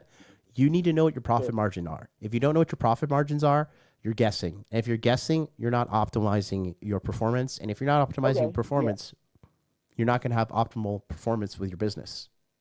Let's call it, let's call it about $3,000. Okay.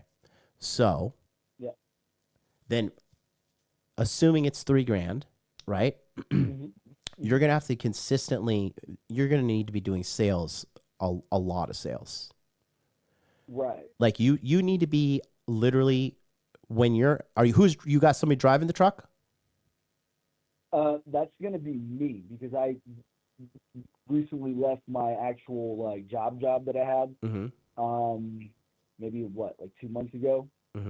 So yeah, I'm going to be driving, just so lower overhead. I won't have to be paying an employee, but obviously if we get some cash flow soon, I'm going to have to go back to working in corporate or something. So what's your business partner doing? Well, he doesn't really do much. Then you got to. Well, I'll tell you this right now. You got to get rid of that guy. Yeah, but the thing is, he does have. He did come in with a cash investment, right? Like it wasn't much, but and it was his idea as well. Okay, how much did you get? How much did he give the cash investment for? About $35,000. Okay, and then what percentage of the business does he own? 40%. $35,000 for 40% equity in a company is a good deal, especially if this thing takes off. And he's doing nothing. He just provided you financing. Well, I paid for the majority of the truck actually, and also, it was his idea. Like I wouldn't have even, thought of it, sort of thing. But now I'm like, shit, I'm invested, $70,000 into this truck, and it's been a month that I haven't been able to, close the contract yet. Well, first of all, you're dragging around dead weight because I'm pretty sure he's not calling, trying to get some help with the business at Friday night, and you are. Right. So that's a problem that you need to address pretty quickly. You need to think of a way to buy this guy out and kick him out and be done with it. Because there's he's doing nothing. Yeah, I thought of that. He's doing nothing. I thought of that too. He's doing nothing. I totally thought. I agree with you. I mean, it was a thought that I had as well. I was going to be like, hey man, this thing isn't going anywhere. I'm just going to sell the truck and then basically act like I found a buyer and, hopefully do find like an actual business partner, you know what I mean? And then just be like, hey, we're selling the truck and, here's your $35,000. I'm taking my portion, whatever. Like, we're not going anywhere, so we might as well sell it, sort of thing, So yeah, I could buy them out that way. Okay. So dude, okay, I'm going to tell you this right now. You need to jump in my monthly coaching because I can't fix your business on a 10-minute consult right now. Okay. Yeah, no worries. I mean, I was just wondering what some of your thoughts were on that, but yeah, I mean, that's definitely a piece of it as a business partner for sure. And then the other piece is having some data to, show how the business will actually get these people sales. I thought about dropping the price to $2,000, which is still going to be like a pretty good margin. No, I mean, again, you don't know your numbers. No, it's a good margin. I mean, I've done the numbers. Like, you ask me per sale, like, what's the profit margin? It's hard to say. I can tell you what it is, like, per month. Like, if I have 10, 20 businesses on there, but I can't tell you, like, per sale. It's, kind of hard to break it down. No, it's not hard to break it down. You just haven't broken it down. Yeah, not per sale. Not per sale. No, I haven't broken it down. Right. So welcome to entrepreneurship. In any case, I appreciate that insight there for sure. I don't want to hold you too much longer. Although those guys are dragging ass before me, man. One last little question. Is that cool with you? Yeah. But hold on. So you want to leave this question unanswered and move on to another question? Couldn't help me with 10 minutes, dude. Okay. But please, yeah. So don't worry. I'm not going to kick you off the call. First of all, okay. Okay. But if you're not if you're not motivated to solve this, then neither will I be. I'm just going to move on to the next question. Oh, I totally am. Yeah, I mean, like, so the business partner, the data, the testimonials, that's very good insight. Like, what else do you think? Okay. So you need to run a 5-part operation here. Okay. Can you look at the screen? I'm about to screen share. Yes, sir. Like on the, yep. Okay. So this is how you need to run your business right here, okay? So just so you know, there's a little bit of a lag, but keep no problem. Okay? So step 1 is you need to have a consistent client sourcing. Okay? Right. And you need to be getting people interested in your products or services. Ideally, if you can close them immediately, that would be great. But if not, you got to book them for a sales call, and you got to sit down with data to show them how you're going to make them business. That's step number 2. Now, not everybody who books a sales call is going to show up. So you need to calculate a percentage of showing who shows up for the calls. That's step 3, the show rate. Step 4 is the close rate. The most important part, I would say, is this one right after this one, because you got to get them from client sourcing to closing them on the sale. Okay. And then you need to get them on retention, because they need to sign up again. That's huge. Yeah, of course. Right. So this is where you get the money. And then as long as you have happy people and it's consistently pulling in money, for sure, then you're in the fucking money. Hell yeah. That's where I want to be right there, is at the retention. What I'm having trouble at is you're having trouble here. You're having trouble here. Listen to me. You're having trouble here. Sure. Okay. Yep. And you're going to have trouble here because you have no data. Right. Gotcha. That is probably so true, man. No, it's 100% true. Yeah. So I need to get the data on essentially billboards, because there's very little data on these trucks themselves, right? Like how much retention, what's the ROI for the business? It's kind of hard to say. So I'd have to see what the ROI is for a billboard and just close them on the fact that, hey, this is a lot more captivating than the traditional billboard. So nobody cares if it's captivating or anything like that. They only care about one thing. Will it make me more than $3,500 a month? Right. That's the problem you have to solve as an entrepreneur. If I were you, this is what I would do. Okay. You got to figure out a way to track data, first of all. Okay. And then if I'm just thinking off the top of my head, I would go to plastic surgery, and I would go to all of these plastic surgeons and be like, give me some drastic before and afters. We can edit out the people's faces, and let's target the largest spenders in America, women. Oh, dude. And Austin, that's huge too. Like, right. In Austin, that's huge. Yeah. That's my success recipe for you in less than 10 minutes. Awesome. Let me write that down. Plastic surgeons. Yeah, for sure. Cool, man. Good stuff. That was a lot of good insight, John. Man, yes. Like your stuff. I've been on your camp before, and yeah, man, like always good stuff for sure. Thank you very much. Also, you should definitely get into monthly coaching, because I can help you. We can monitor this on a day-to-day basis with a consistent touch point with me over Telegram, instead of like trying to figure it out. I'm going to go research. I'm going to talk to a couple people, try to figure it out, with a bunch of unqualified people, quite frankly. Or we can continue to knock this thing out, and we're going to find out real soon if this is going to work or if you need to move on. But this can work. Yeah. This can work, because it works in Japan. It works around the world. But you need proof of concept. Sure. That's huge. Absolutely. Yeah, no, for sure. All right, man. Well, good stuff. Yeah, I mean, the other question was like chick related. Let's go. So, it's not that big of a deal right now. I feel like I work these things out on my own. Okay. I have a bit of experience in that department, but you said you work these things out on your own, but you're 34 and single, aren't you? Well, not necessarily. Okay. So check it out. So, all right, cool. So I was dating this one chick, and because you told me you had it figured out, so I was like, oh, okay, we got a badass here. He's got it all sorted. All right, big dog. Hold on a second. You're very insightful and good feedback, John. So I would appreciate some feedback from you on this. That would be cool.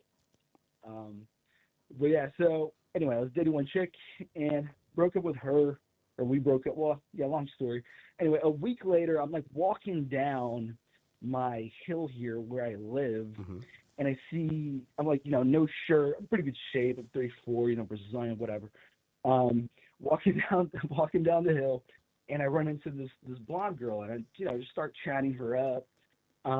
You know, we end up going on a date. We go to the rodeos, like the first date, right? Rodeo in Austin. I mean, can't write this shit. Well, when was this? This was maybe about a month ago. Long story short, kind of, you know, start dating her. Like we talked about, like going exclusive and whatnot, right? Chick, like super into me. She's 24, hot, you know, but she has had a past. I mean, like, come on, dude. She's a 24-year-old girl in America. Like every one of those girls is gonna have a fucking past, right? But she's very well traveled. I will say that. She's well traveled. But yeah, because she works remote, right? She's been working 4 years remote. So it's like, you know, money goes a long way in Asia, you know that. It goes a long way in any other country, right? So, you know, she was just fucking traveling forever there. Yeah, well, you know what people do when they travel, right? Of course, dude. Come on, like just making sure we're on the same page. But, yeah, of course. But that's what I'm trying to tell you. Like, you know, any girl, any 24-year-old chick that's gone to college in America has a double-digit body count. Like, you know what I'm saying? Like, that's you're not just gonna find like some low-digit body count chick like who's been through college in the States, bro. You're just not. I mean, they're out there, but you haven't found it. But go ahead. It's a very low percentage, though, right, John? I mean, like, come on. Like, no, I mean, so anyways, not necessarily. But go ahead, continue. I think in America, yeah, I think so. But okay, I'll continue.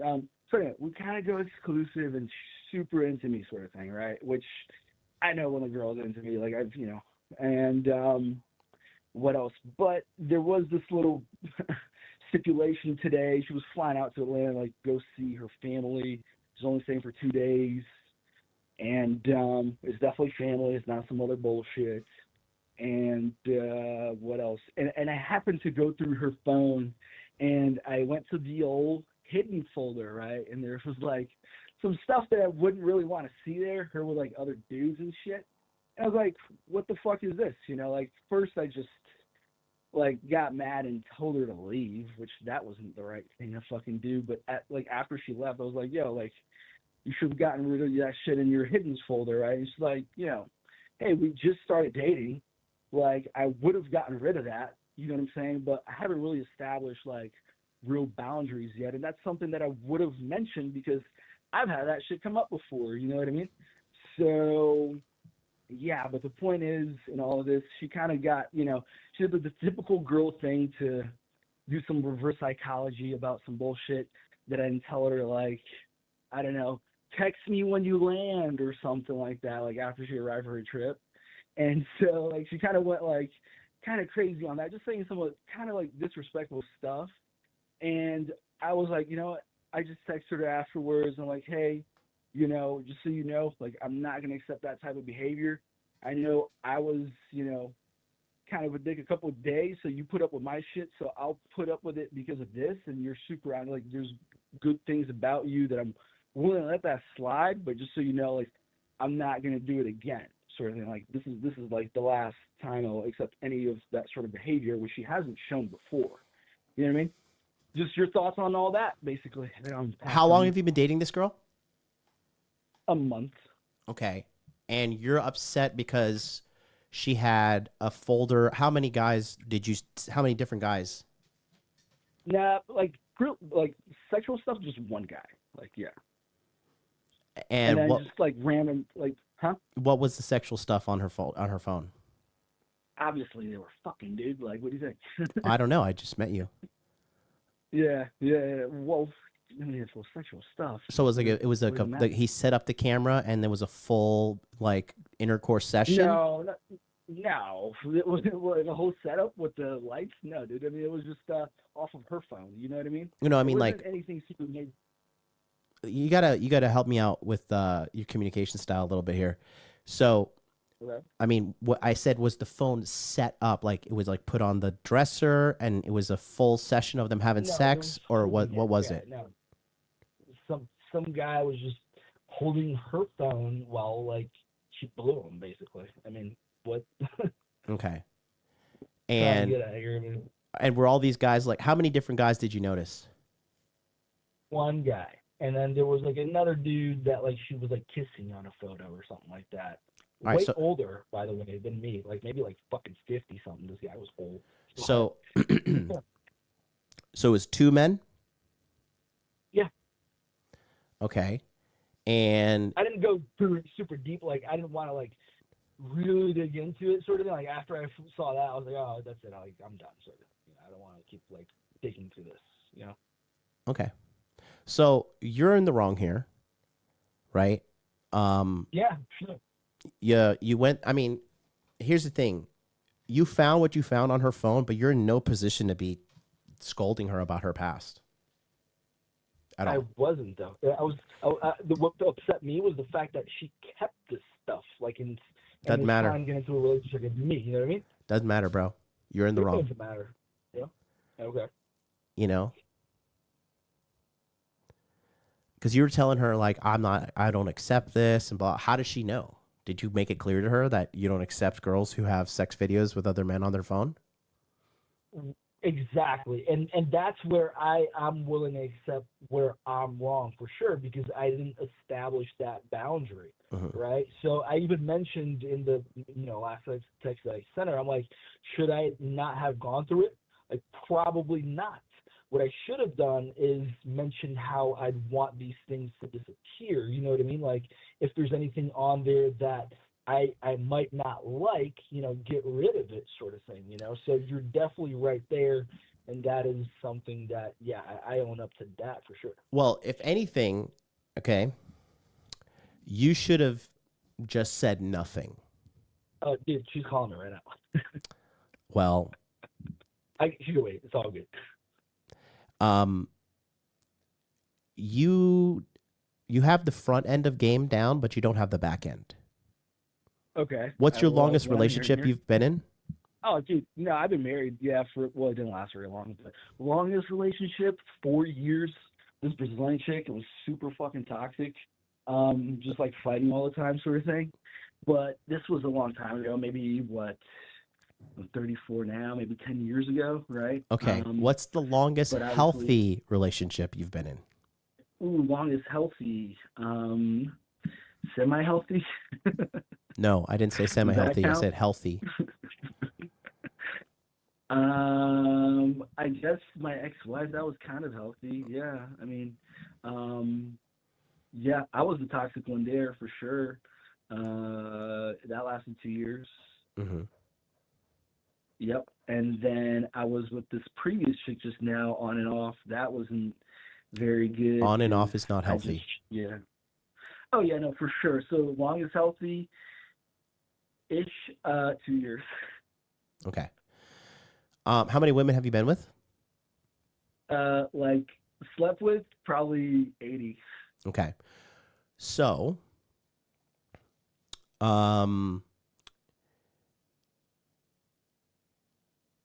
mean, they weren't all 10s. they were what? I said they weren't all 10s, but I mean, fucking, there were, yeah. That's okay. So here's the thing. All right. One, that is alarming that she would do that, because the reason she's keeping that video is because she has some kind of emotional attachment to those men. And that's what I thought as well, right? And I'm like, hey, why would you not get rid of this? After mentioning it, though, dude, I mean, like, as she's driving to the airport sort of thing, she screenshotted the fact that she deleted it, though. You know what I'm saying? Like, she was very quick to get rid of it. Mm-hmm. And so, like, that's a good sign, though. You know what I mean? Like, no, like, I'll tell you something. I'm Yeah. gonna say something that may offend you or upset you. Please do. That's okay. But you are, you're completely wrong here.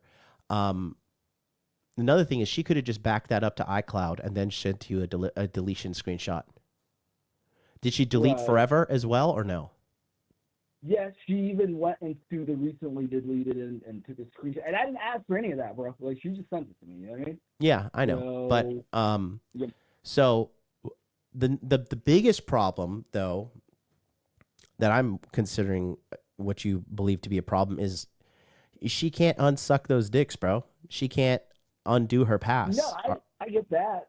I don't have an issue with that because of what I haven't, I appreciate honesty more than anything else. Like, the thing is, like, I dated this chick right before her, which, like, the fucked up part is that I broke up with her like a week before I met this girl. It was, like, so fast moving into something new. But, and she would lie about the stuff that she did before. Like, had she been honest about it, like, I would have been probably okay with that. Because, like I said, it's 2025. Like, you're not going to find, like, a super low body count chick, like, in America that's 24 and up. It's just not going to happen. You know what I mean? And no, they're out there, bro. They're out there. Yeah, but it's super hard to find, for sure. And No, how they're just boring not are finding those you, girls bro. gonna be, though? You know what I mean? They're not finding you. Okay. Yeah. Yeah. Couple of things. First and foremost, if you want to get this business fixed, Yeah. That's the number one thing. philandering with chicks and chasing chicks and stuff like that and going through drama and shit like this is just going to hinder you. Okay? Yeah. Yeah. Number two, the front end of your game is good as you can get them in the bed, but the bad part of your game, which is the most important part, is you don't know how to vet and you don't know how to lead these women, because now you're leading her with like a punishment dynamic, which is, I found something bad, I'm going to punish you unless you correct your behavior. Yeah. You strike me as a guy who's very emotional and kind of like, you're just living every day in the moment. But I'm telling you right now, if you don't buckle down and tighten up your game, you're not going to succeed in dating and or business. Fact. Yeah, I don't think I'm very emotional anymore, to be quite honest with you. No, you're a highly emotional person. I could tell by the way you communicate. No, I just like having energy and making sure that my presence is known. Like, I don't like sound low energy like this, man. You know what I mean? Like, right, but if you have passion behind a foolish cause, you just have an idiot ranting. Sure, that is true. Right, so you gotta figure that out. And then we need to, like, this is why I say when guys mostly overestimate their skills, right? All your relationships have ended in kind of a toxic way you've mentioned so far. The majority of them, it sounds like. Yeah. And the common factor in all this is who? I was thinking, I'm like, am I the fucking problem? Like, I always think about that. You are, because you're the man. It's always the man's fault. Yeah. But what do you think about, like, this situation? You know what I mean? Like, do you think it's like, should I just desert it, sort of thing? Obviously, you know what? That's going to be up to me at the end of the day. But, yeah, I don't think pursuing it is necessarily bad either, Okay, that's fine. You can pursue her, but now that things are laid out properly, I just don't think, I mean, based upon what you've told me, you don't have the relationship skills. So you're just going to run into the same problem where it becomes toxic because of your involvement. Yeah, that could be true. No, that is true, my friend. That is true. Yeah. Because regardless, the fault lies with you regardless, okay? It's your fault because you cannot identify these women when they start becoming toxic. Or B, you're not a good of a leader to lead them in a non-toxic way. Oh, I know when they're toxic, dude. Like, I definitely know. And then I always tell myself, I'm like, oh, you know what? This is just gonna be like, for the time being, I'll just like whatever, like find some other, girls do that all the time. So why wouldn't that? But then it turns into something else, and then it kind of just like it becomes longer term. Fucked up, I know. Yeah, that's what ends up happening, and that's what I don't want to happen with this, right? Like, I don't want it to be toxic like that. And I think she's a pretty good chick. Like, honestly, if you met her, you'd be like, yeah, this girl's pretty fucking awesome. But everybody's gonna have their issues, though. You know what I'm saying? Like, whatever it might be. And I think you're in a little bit of a denial of your abilities here. Yeah. Yeah, you're 34, man. Okay. You know. Yeah. So what's your point? The point is that this, you shouldn't be dealing with drama at this point in your life. Oh, for fucking sure, and that's why I was telling you, I don't do this bullshit. So yeah, 100%. I'm agreeing with you there all the way. Right, but didn't you say the girl just before her was an on and off relationship? Yes, and she was 38 actually. She was Oh, we're not talking about the girls, though. We're talking about you. Yeah.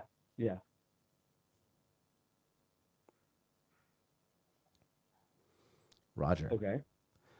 So, that being said, the onus is on you to level up as a man to properly guide them, because you don't have that skill set. Because if you really have your game locked in, it should never get to the toxic point, or it should get to the toxic point when you identify, okay, now she's being toxic. Now it's time to cut her off and move on. Oh, 100%. Yes. That's the thing that I don't do right there, because it's usually, fire and bell sort of thing, So, but yes, you're correct about that. I am able to identify it completely, but I usually don't let it end because of a reason or another, It could be a scarcity mindset at the end of the day. You lack frame is what it is. You lack frame. Because if you let violations slide, then, you're just another simp. Sure. Yeah, that's what I was thinking too. I'm like, am I just some other dude putting up with this bullshit? That's exactly what I was thinking today as well. So, yeah, you are. Yeah. So we can help you in the community.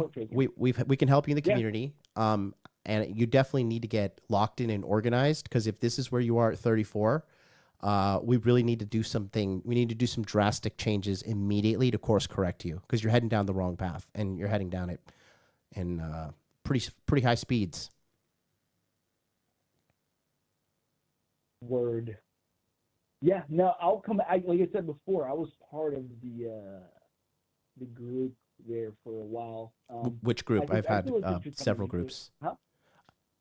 I don't know. I was part of one of your programs, whatever program. I was in like the Telegram chat and all that too for a few months there, and then ended up leaving. This was like maybe a year or two ago. I can't remember how long it's been. Did you apply the lessons learned in there? What was that? Did you apply? I don't think you applied what you learned if you joined my Masculine Empowerment Network.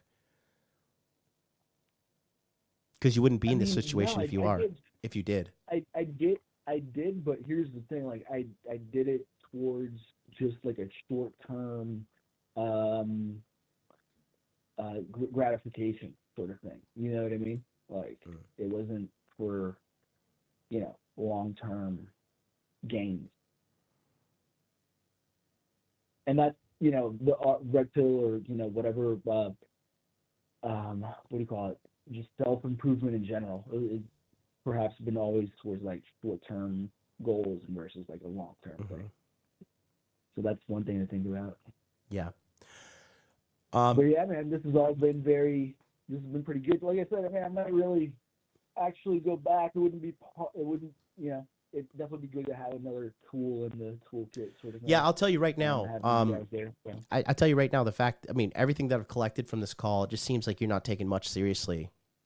And you can only get by on charisma and, being enthusiastic for so long, but the end result is what you want, and you don't have it.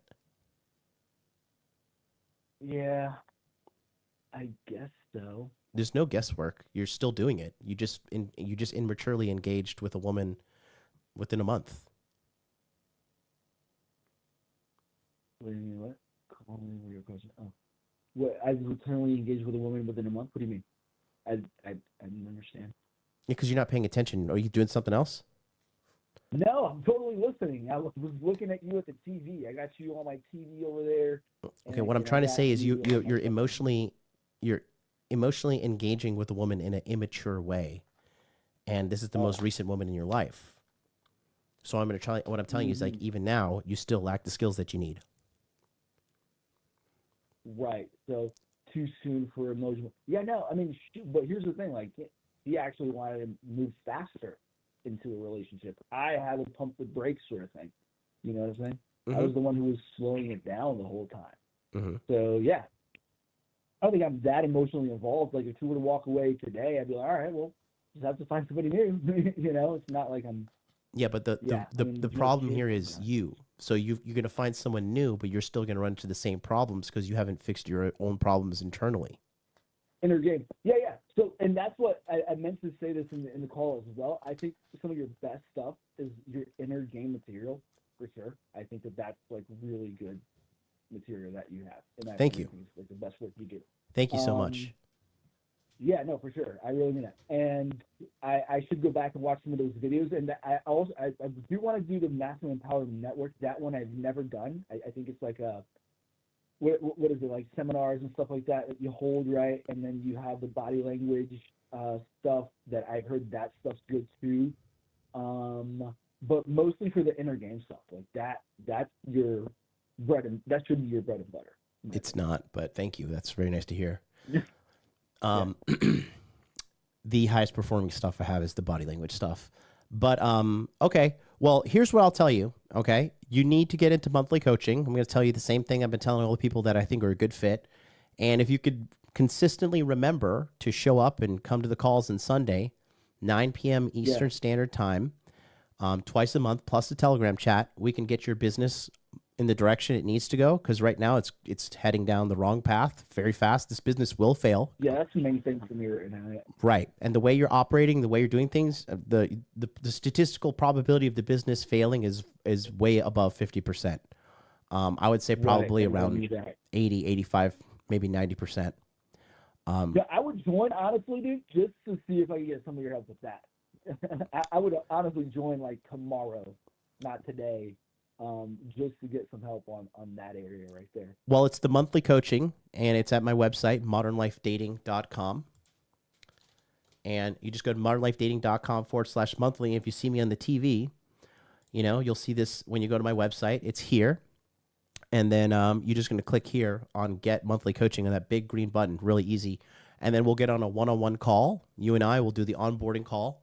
We'll talk about the goals, and we'll come up with a plan, and then the chat and the coaching is helping you implement the plan. Right. And then real quick, how is the Masculine Empowerment Network stuff going? How is that working right now? That's an annual membership, and it's a community of guys where we present a bunch of hands-on training webinars for men to level up themselves in money, muscles, game, and frame. And when is that happening? I still am going to be closing out last year's guys on the 30th of April this month. And once we close them out, we're going to probably get things going to hopefully an end of May enrollment. We're not fully on board and understanding what we're going to do yet because of the new information I got at the Hormozi event. Yeah. That sounds good. I mean, yeah, I think that the coaching should be good stuff right now. So I'll definitely look into that. If not, like I said, tonight, tomorrow. Let's do something, man. I like it. Yeah, definitely. I wouldn't look into it. I would just sign up, man, because yeah. There's not much to look into. Your business is heading down the wrong path. You're heading down the wrong path in regards to your relationship skills with women, and nothing changes if you don't change. And if you don't take drastic action and consistent action and make this a point to solve and fix this, then you're going to be 40 and still struggling with business, still struggling with women, and then you're going to be 50, and then you're going to be 60, and then you're just like every other guy out there. Yeah, no, for sure. I'm with it. You're not wrong. As much as I'd like you to be, and just say that I'm right, but But all right, John, I appreciate your time here, man. Good stuff, man. It was nice talking to you. We'll chat soon. All right, peace out. Later. Apologies, guys, for the cough. All right, we got 862 is up next, and then we got 832. We have 2 callers waiting on the line. Sorry, these are running a little bit longer than I want, but it is what it is, guys. Call in while you still can, because no more super long streams. If we're not getting calls, then I'm just hanging up and going back and doing my thing with my community guys, because I'm working around the clock with my community. So again, if you keep on wondering, like, what is this monthly coaching that I'm talking about, take a look here, and this is exactly what I'm talking about when it comes to monthly coaching. And then we're going to get 862 right on the line after this. What's up, guys? Thanks for watching today's video. We're going to get right back to that, but I want to tell you quickly about my coaching program, the Money Muscles Game Monthly. If you are having trouble getting women in your life, keeping them around, and getting dates, if you're having trouble with your finances, this is the program for you. It's a very simple program dedicated to solving those problems with you right now. Each of these coaching sessions are a group coaching session with live interaction on the 2nd and 4th Sunday. Every month, we meet at 9 p.m. Eastern Standard Time on Zoom to discuss exactly what is going on with you, what problems you have, what roadblocks are in the way.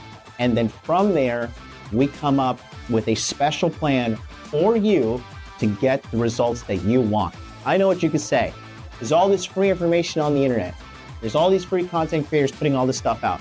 If that were the case, the world would be healed by now, but it's not, okay? It's the blind leading the blind. You don't even know what's good information or not. You need a mentor. You need a group.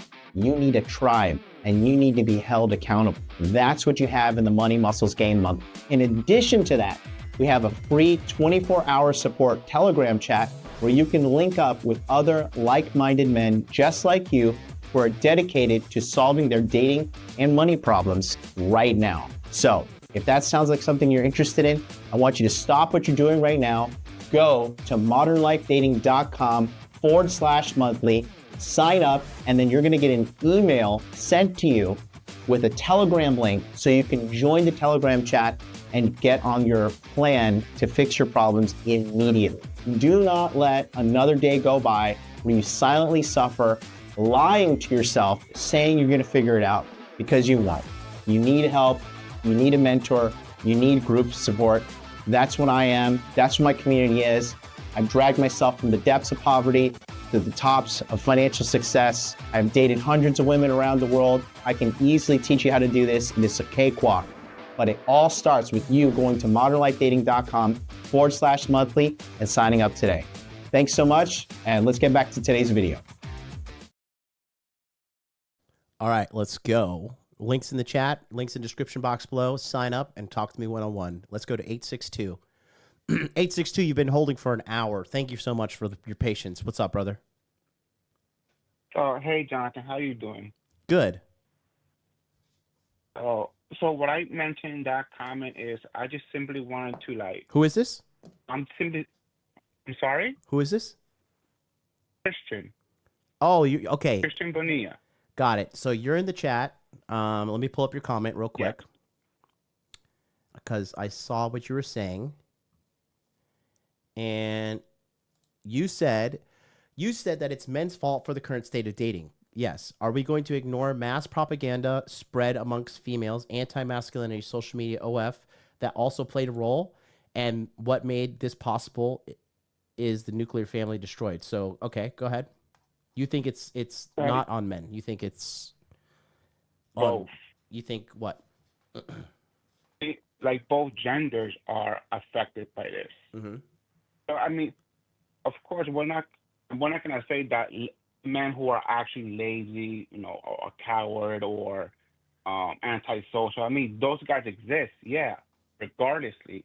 But we also have to think about the vast majority of these guys were born with a single parent, like me, for example. Mm-hmm. So that also plays a role as well.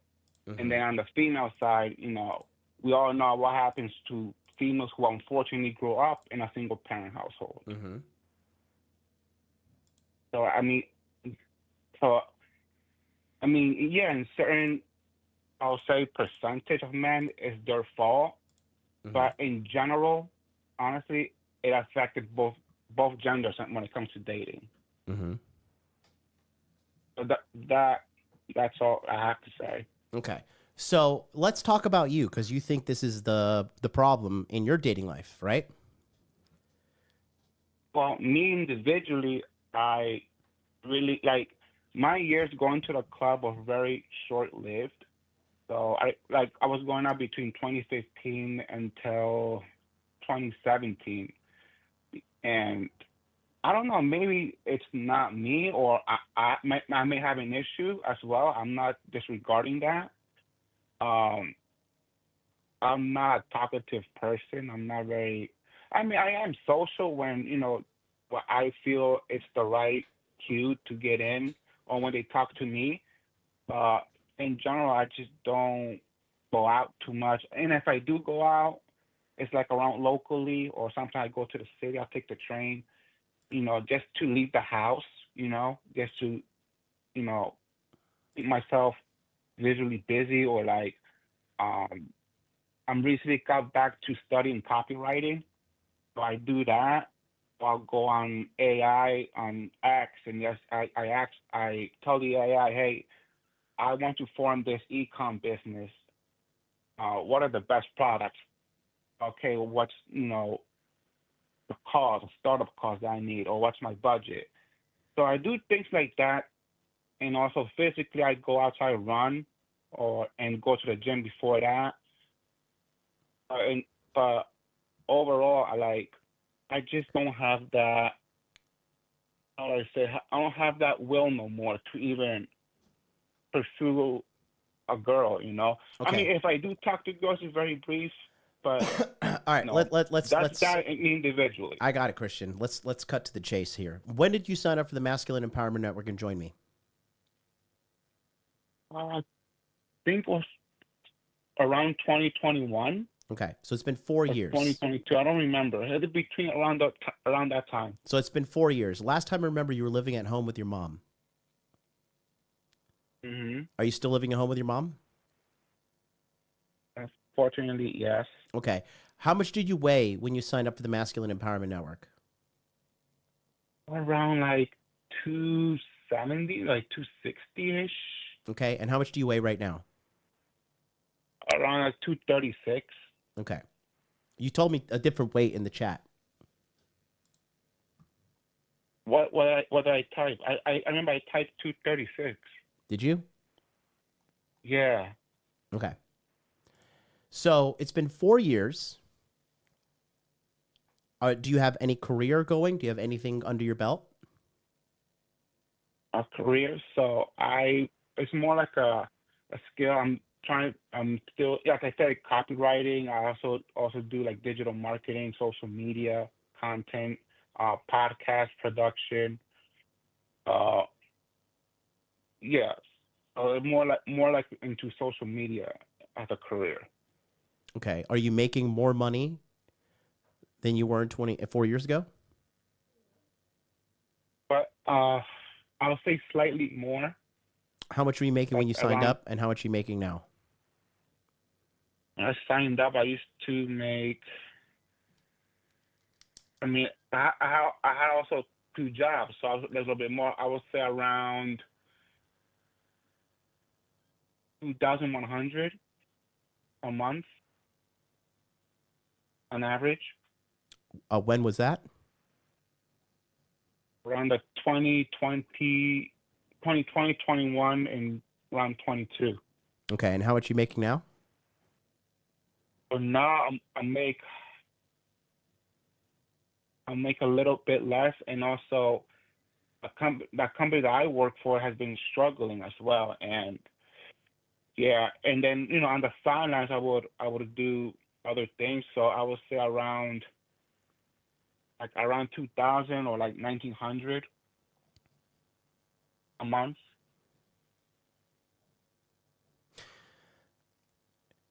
So, and how old are you now?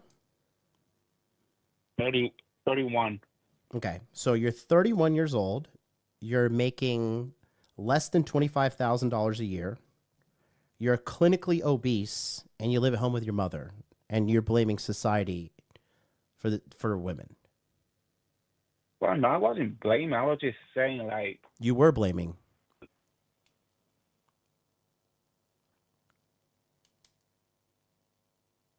like for simply pointing out that, like, the major costs are affected between men and women in this regard of relationship and dating. So you think that if women weren't doing OnlyFans and there weren't all this anti-society messaging, you'd have a girlfriend or a wife by now? Well, yeah, perhaps maybe I would have had a girlfriend at least, you know. But and also, like I said, it could be me as well. I'm not. I'll skip to the. I'm I'll more skip to open the end. to hear that. So. Listen, it is 1,000% on you. Okay. Listen. I'm going to be honest with you. You're a mama's boy. Clear as day.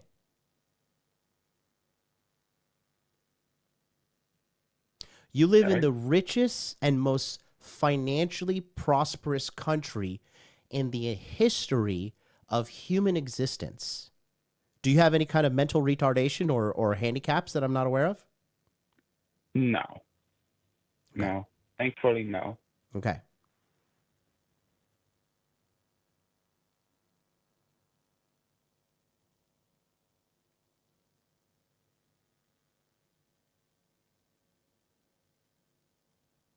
Yes, I mean, I do know that I live in the U.S. Yes, I do acknowledge that.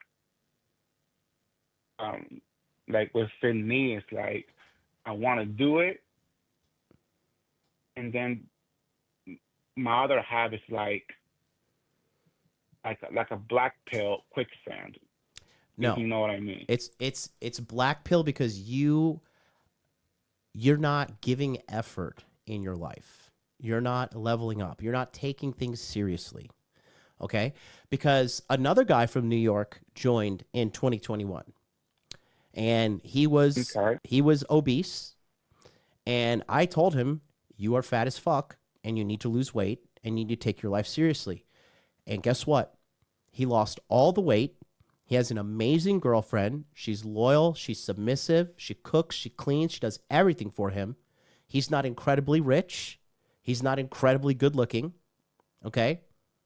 He's not famous on social media. 4 years have gone by from him, and he's taken his business from lower six figures to more than doubling the revenue.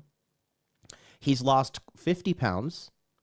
He's gone on an incredible amount of dates, and now he has a girl that would literally freaking die for him. She's so loyal.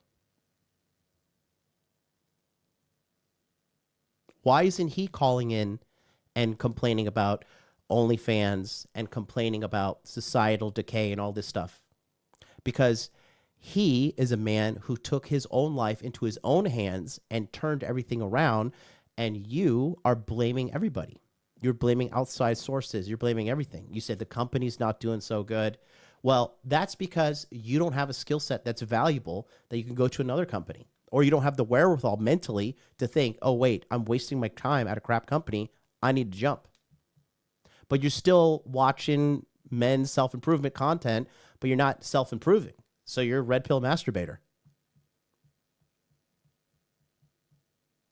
Okay. Like I never thought of that. I know.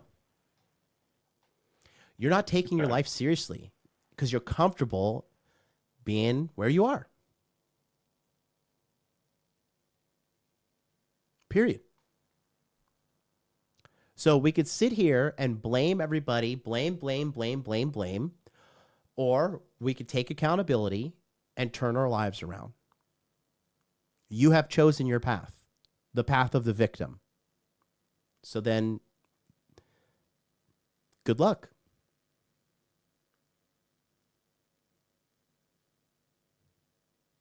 Well, I'm not gonna. I don't.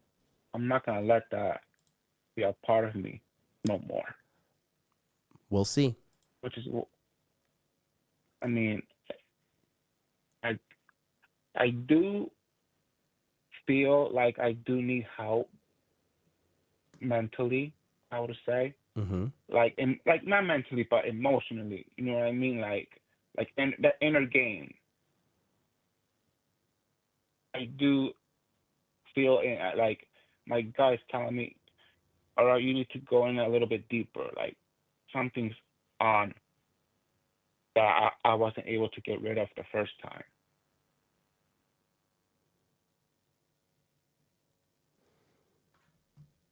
Okay. Again, not eating is free.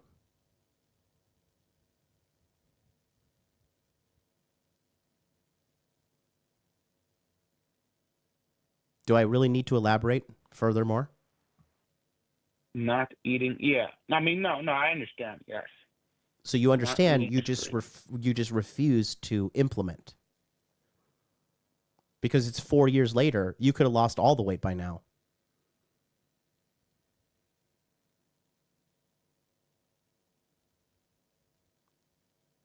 You could have gone through a 4-year bachelor's degree program by now. You could have gone and got some mentorship and become a welder. You could have, if within 4 years of time, you could have become a fully licensed plumber. Okay? You could have gone through digital marketing courses. You could have done a full cybersecurity training and be fully employed by now, but you chose not to because you live at home with mom. You don't pay attention to your diet. I would be willing to bet a large amount of money that you consistently use pornography. And here we are. I don't spend money in porn. No, but you use it. I didn't say spend money. I said a large amount of time. Oh, okay. Yeah. No, I don't watch Pornhub and none of that stuff. When did you quit? All my life, I never got into it. Never. Mm-hmm. You don't ever look at any kind of stuff and jerk off to it? I mean, sometimes. It's not really frequent. So is it never? Because you said you never looked at porn your whole life. No. Like we're talking about like Pornhub type porn. No, okay. Not at all. Okay, but you're still whipping out your wee-wee and jerking off to girls in some way, shape, or form. Well. Yes or no? Yeah, but no. Yes. Okay.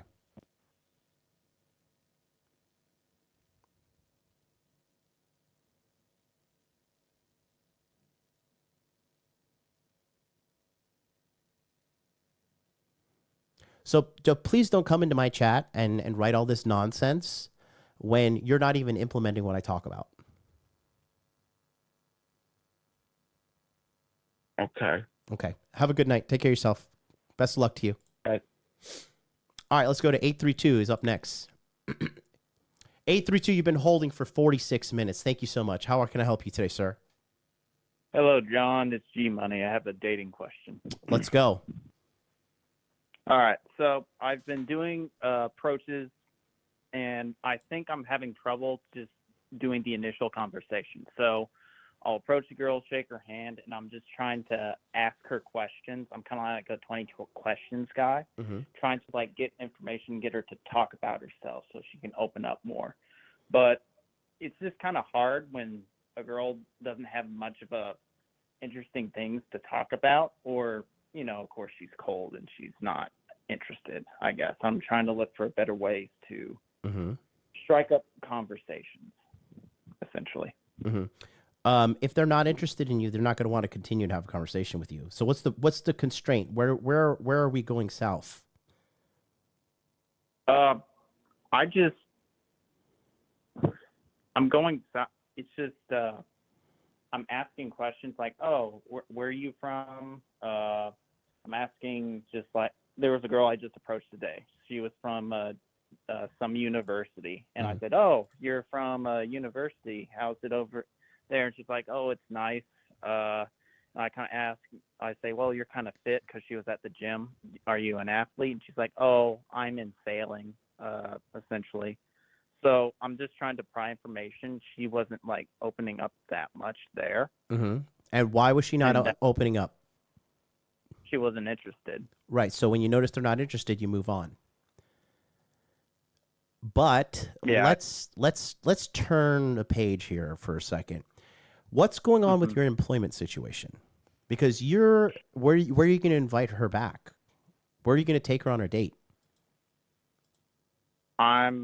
I was just gonna take her to like maybe a Starbucks or a small little joint where we could order from a counter and we just eat, chat. Then I'd take her back to my place eventually. That's kind of what I'm thinking. Mm-hmm. Maybe ice cream, something cheap. Okay. Okay. I admire you for taking action. That's good. But the number one thing that really jumps out at me is that you're 28 years old and you really need to get your career situation sorted out like immediately. I am still doing that. I actually did have a little bit of success. I've gotten some bites so far. I did do a technical test. I did fail that, I'll admit to you there. And I did consult with my mentor, and he kind of told me what was wrong and what was actually wrong with the test, because I had the PDF, and he kind of explained some stuff about how things were there. I've done a lot of calls, and I'm doing a lot of LinkedIn outreach as well. I'm kind of experimenting with LinkedIn, I should say. So I'm trying to get the ball rolling there for sure. I will admit to you, and I did fail you here, that Starbucks might be tipping me now, for sure. Tipping I still you? have a second job. I think they are. Tipping you? What do you mean by tipping you?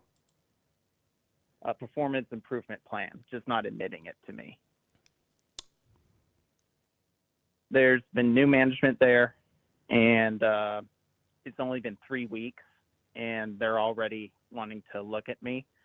I got like a text on my day off, and they said, hey, I didn't schedule you for the next week, but I want to work with you on helping you get a little bit better, essentially. G-Money. And I don't care. Stop right there. Okay. You're now on thin ice with Starbucks. Yes.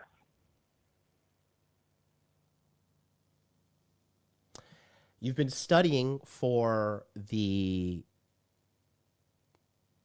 software engineering job for a couple of years now, and you failed the technical test. Okay? Mm-hmm. The only reason you're surviving right now is because your parents are keeping you alive. Yeah. So, in my opinion, you need to pump the brakes on trying to talk to girls, because you are a terrible employee, and your life is only going to get harder as you get older if you do not psychotically work on figuring this problem. Yes, sir. There's something wrong with your work ethic, and it's very wrong, because you're getting fired from drafting jobs, you're getting fired from computer programming positions that you had, you're getting fired from everything. So the problem is 1,000% you, and you're unaware of the problem, which is the most dangerous part. Yes, I am not a good employee. Yes, Yet. sir. Yet. Honestly, not a good employee yet.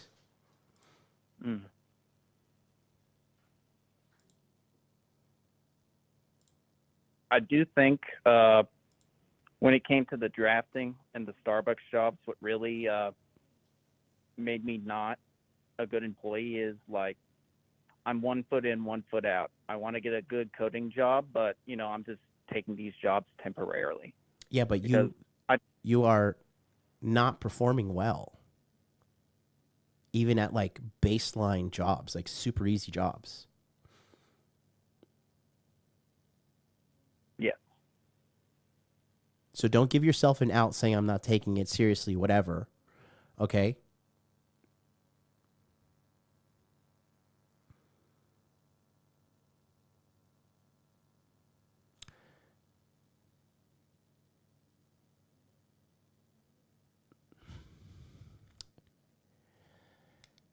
Then I don't know, honestly.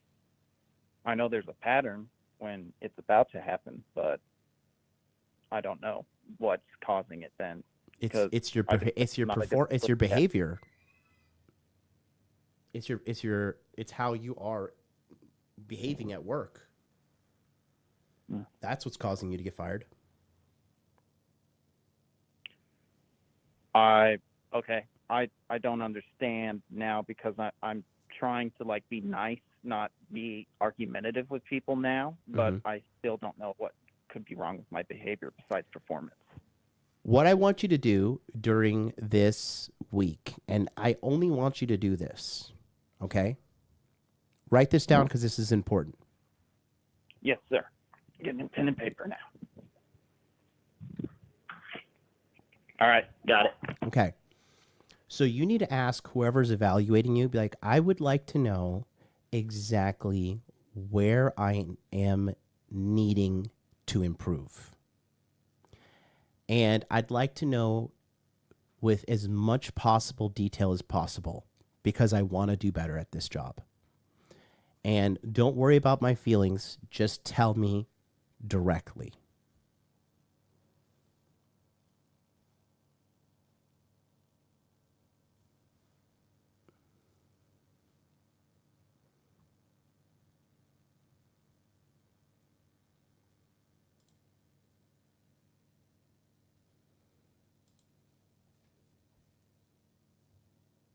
All right. Got that. And that's it. And you need to take their advice at 100% face value because there's something seriously wrong with your work performance. Because I told you a couple of weeks ago when we were talking, I said, dude, they're going to fire you again. And here we are. Yep. Yeah. What's the number one thing I told you to practice? Professionalism. And why are you calling me asking about girls? Well, I got a roommate coming in later. It's going to be a little bit trickier doing that. So I figured why not get that taken care of on the side as well. But yeah. I admire your can-do attitude, and that is a very good point that you have. However, we need to fix the largest problem in your life, which is you're unemployable. And good luck having dating success. Good luck having any kind of success if you can't hold a job.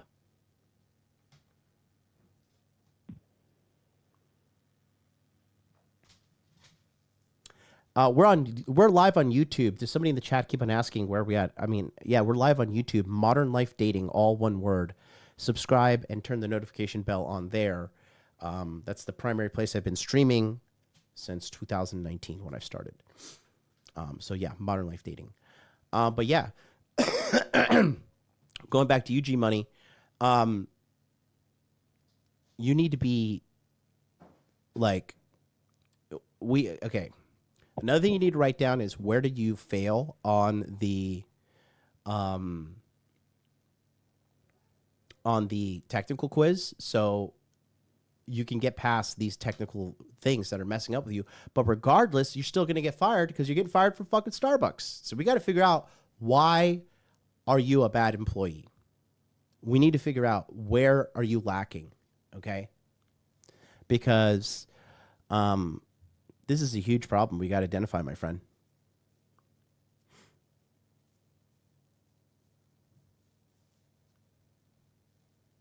All right, I got that written down.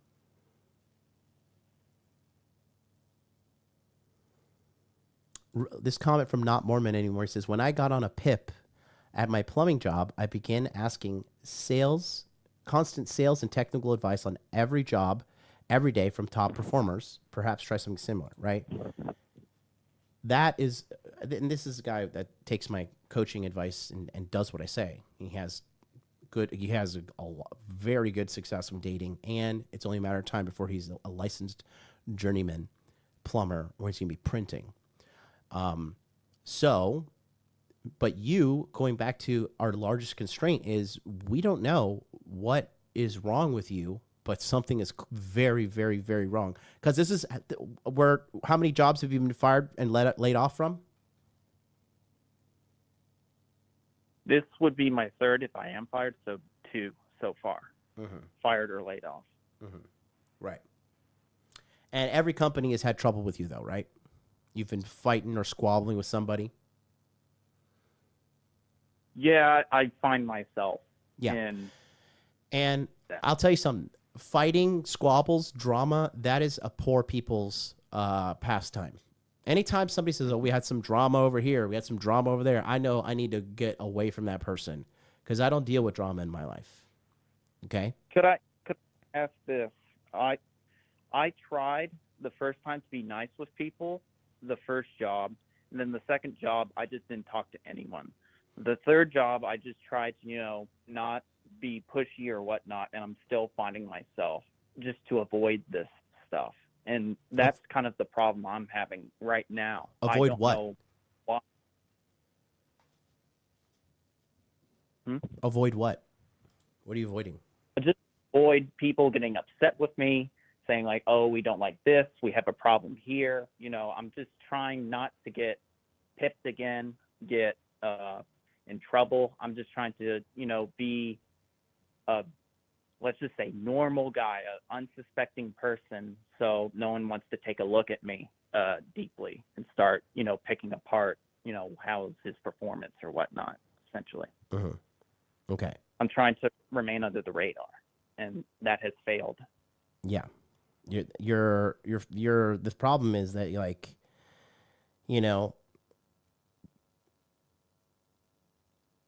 there's a gigantic problem with your work. Your professionalism.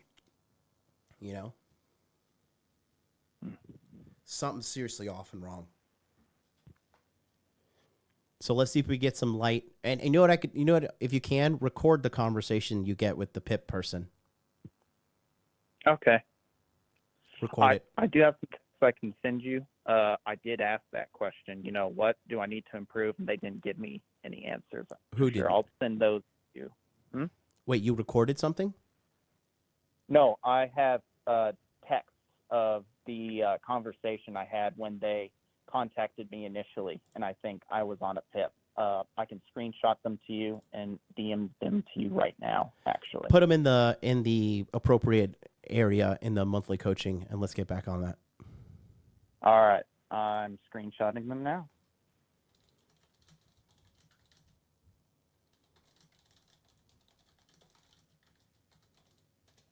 So we'll follow up offline, but yeah. If I were you, sure, talk to the girl here and there, but your top priority really needs to be getting your professionalism and this dialed in, because you're wasting your time, and it's because you're spending mommy and daddy's money. You're not on your own dime, so you figured, there's really no incentive for you to level up where it matters because you don't care.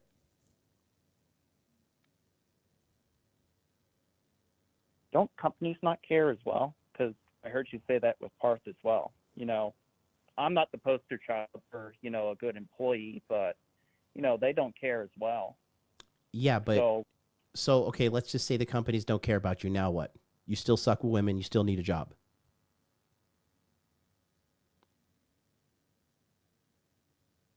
Yeah. So why even bring that up? Because you're doing what you do, which is trying to avoid accountability and responsibility.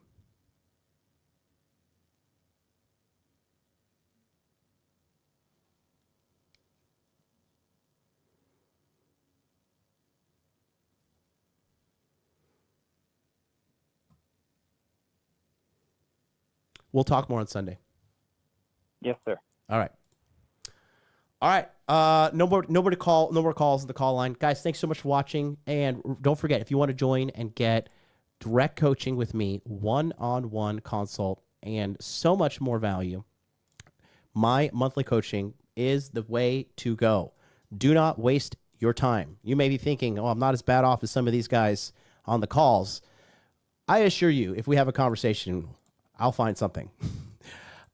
This is it right here. This is the Money Muscles Game monthly, okay?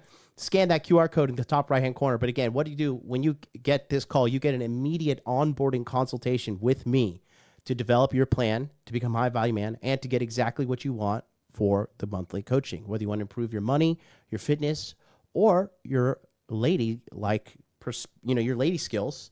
Okay, this is the program for you. You'll get access to a Telegram chat. We'll have you fill out a survey as well to understand exactly where you are. And then there's 2 live Zoom coachings on the 2nd and 4th Sunday at 9 p.m. Eastern Standard Time, where a personalized strategy to get more money and more women into your life today. But you've got to take action and you got to move now. So go to modernlifedating.com/monthly and you'll be locked and loaded. Or if you think you're going to figure it out on your own, which you're not, best of luck to you, because luck is the only thing that's going to help you. I'll see you later. Peace out.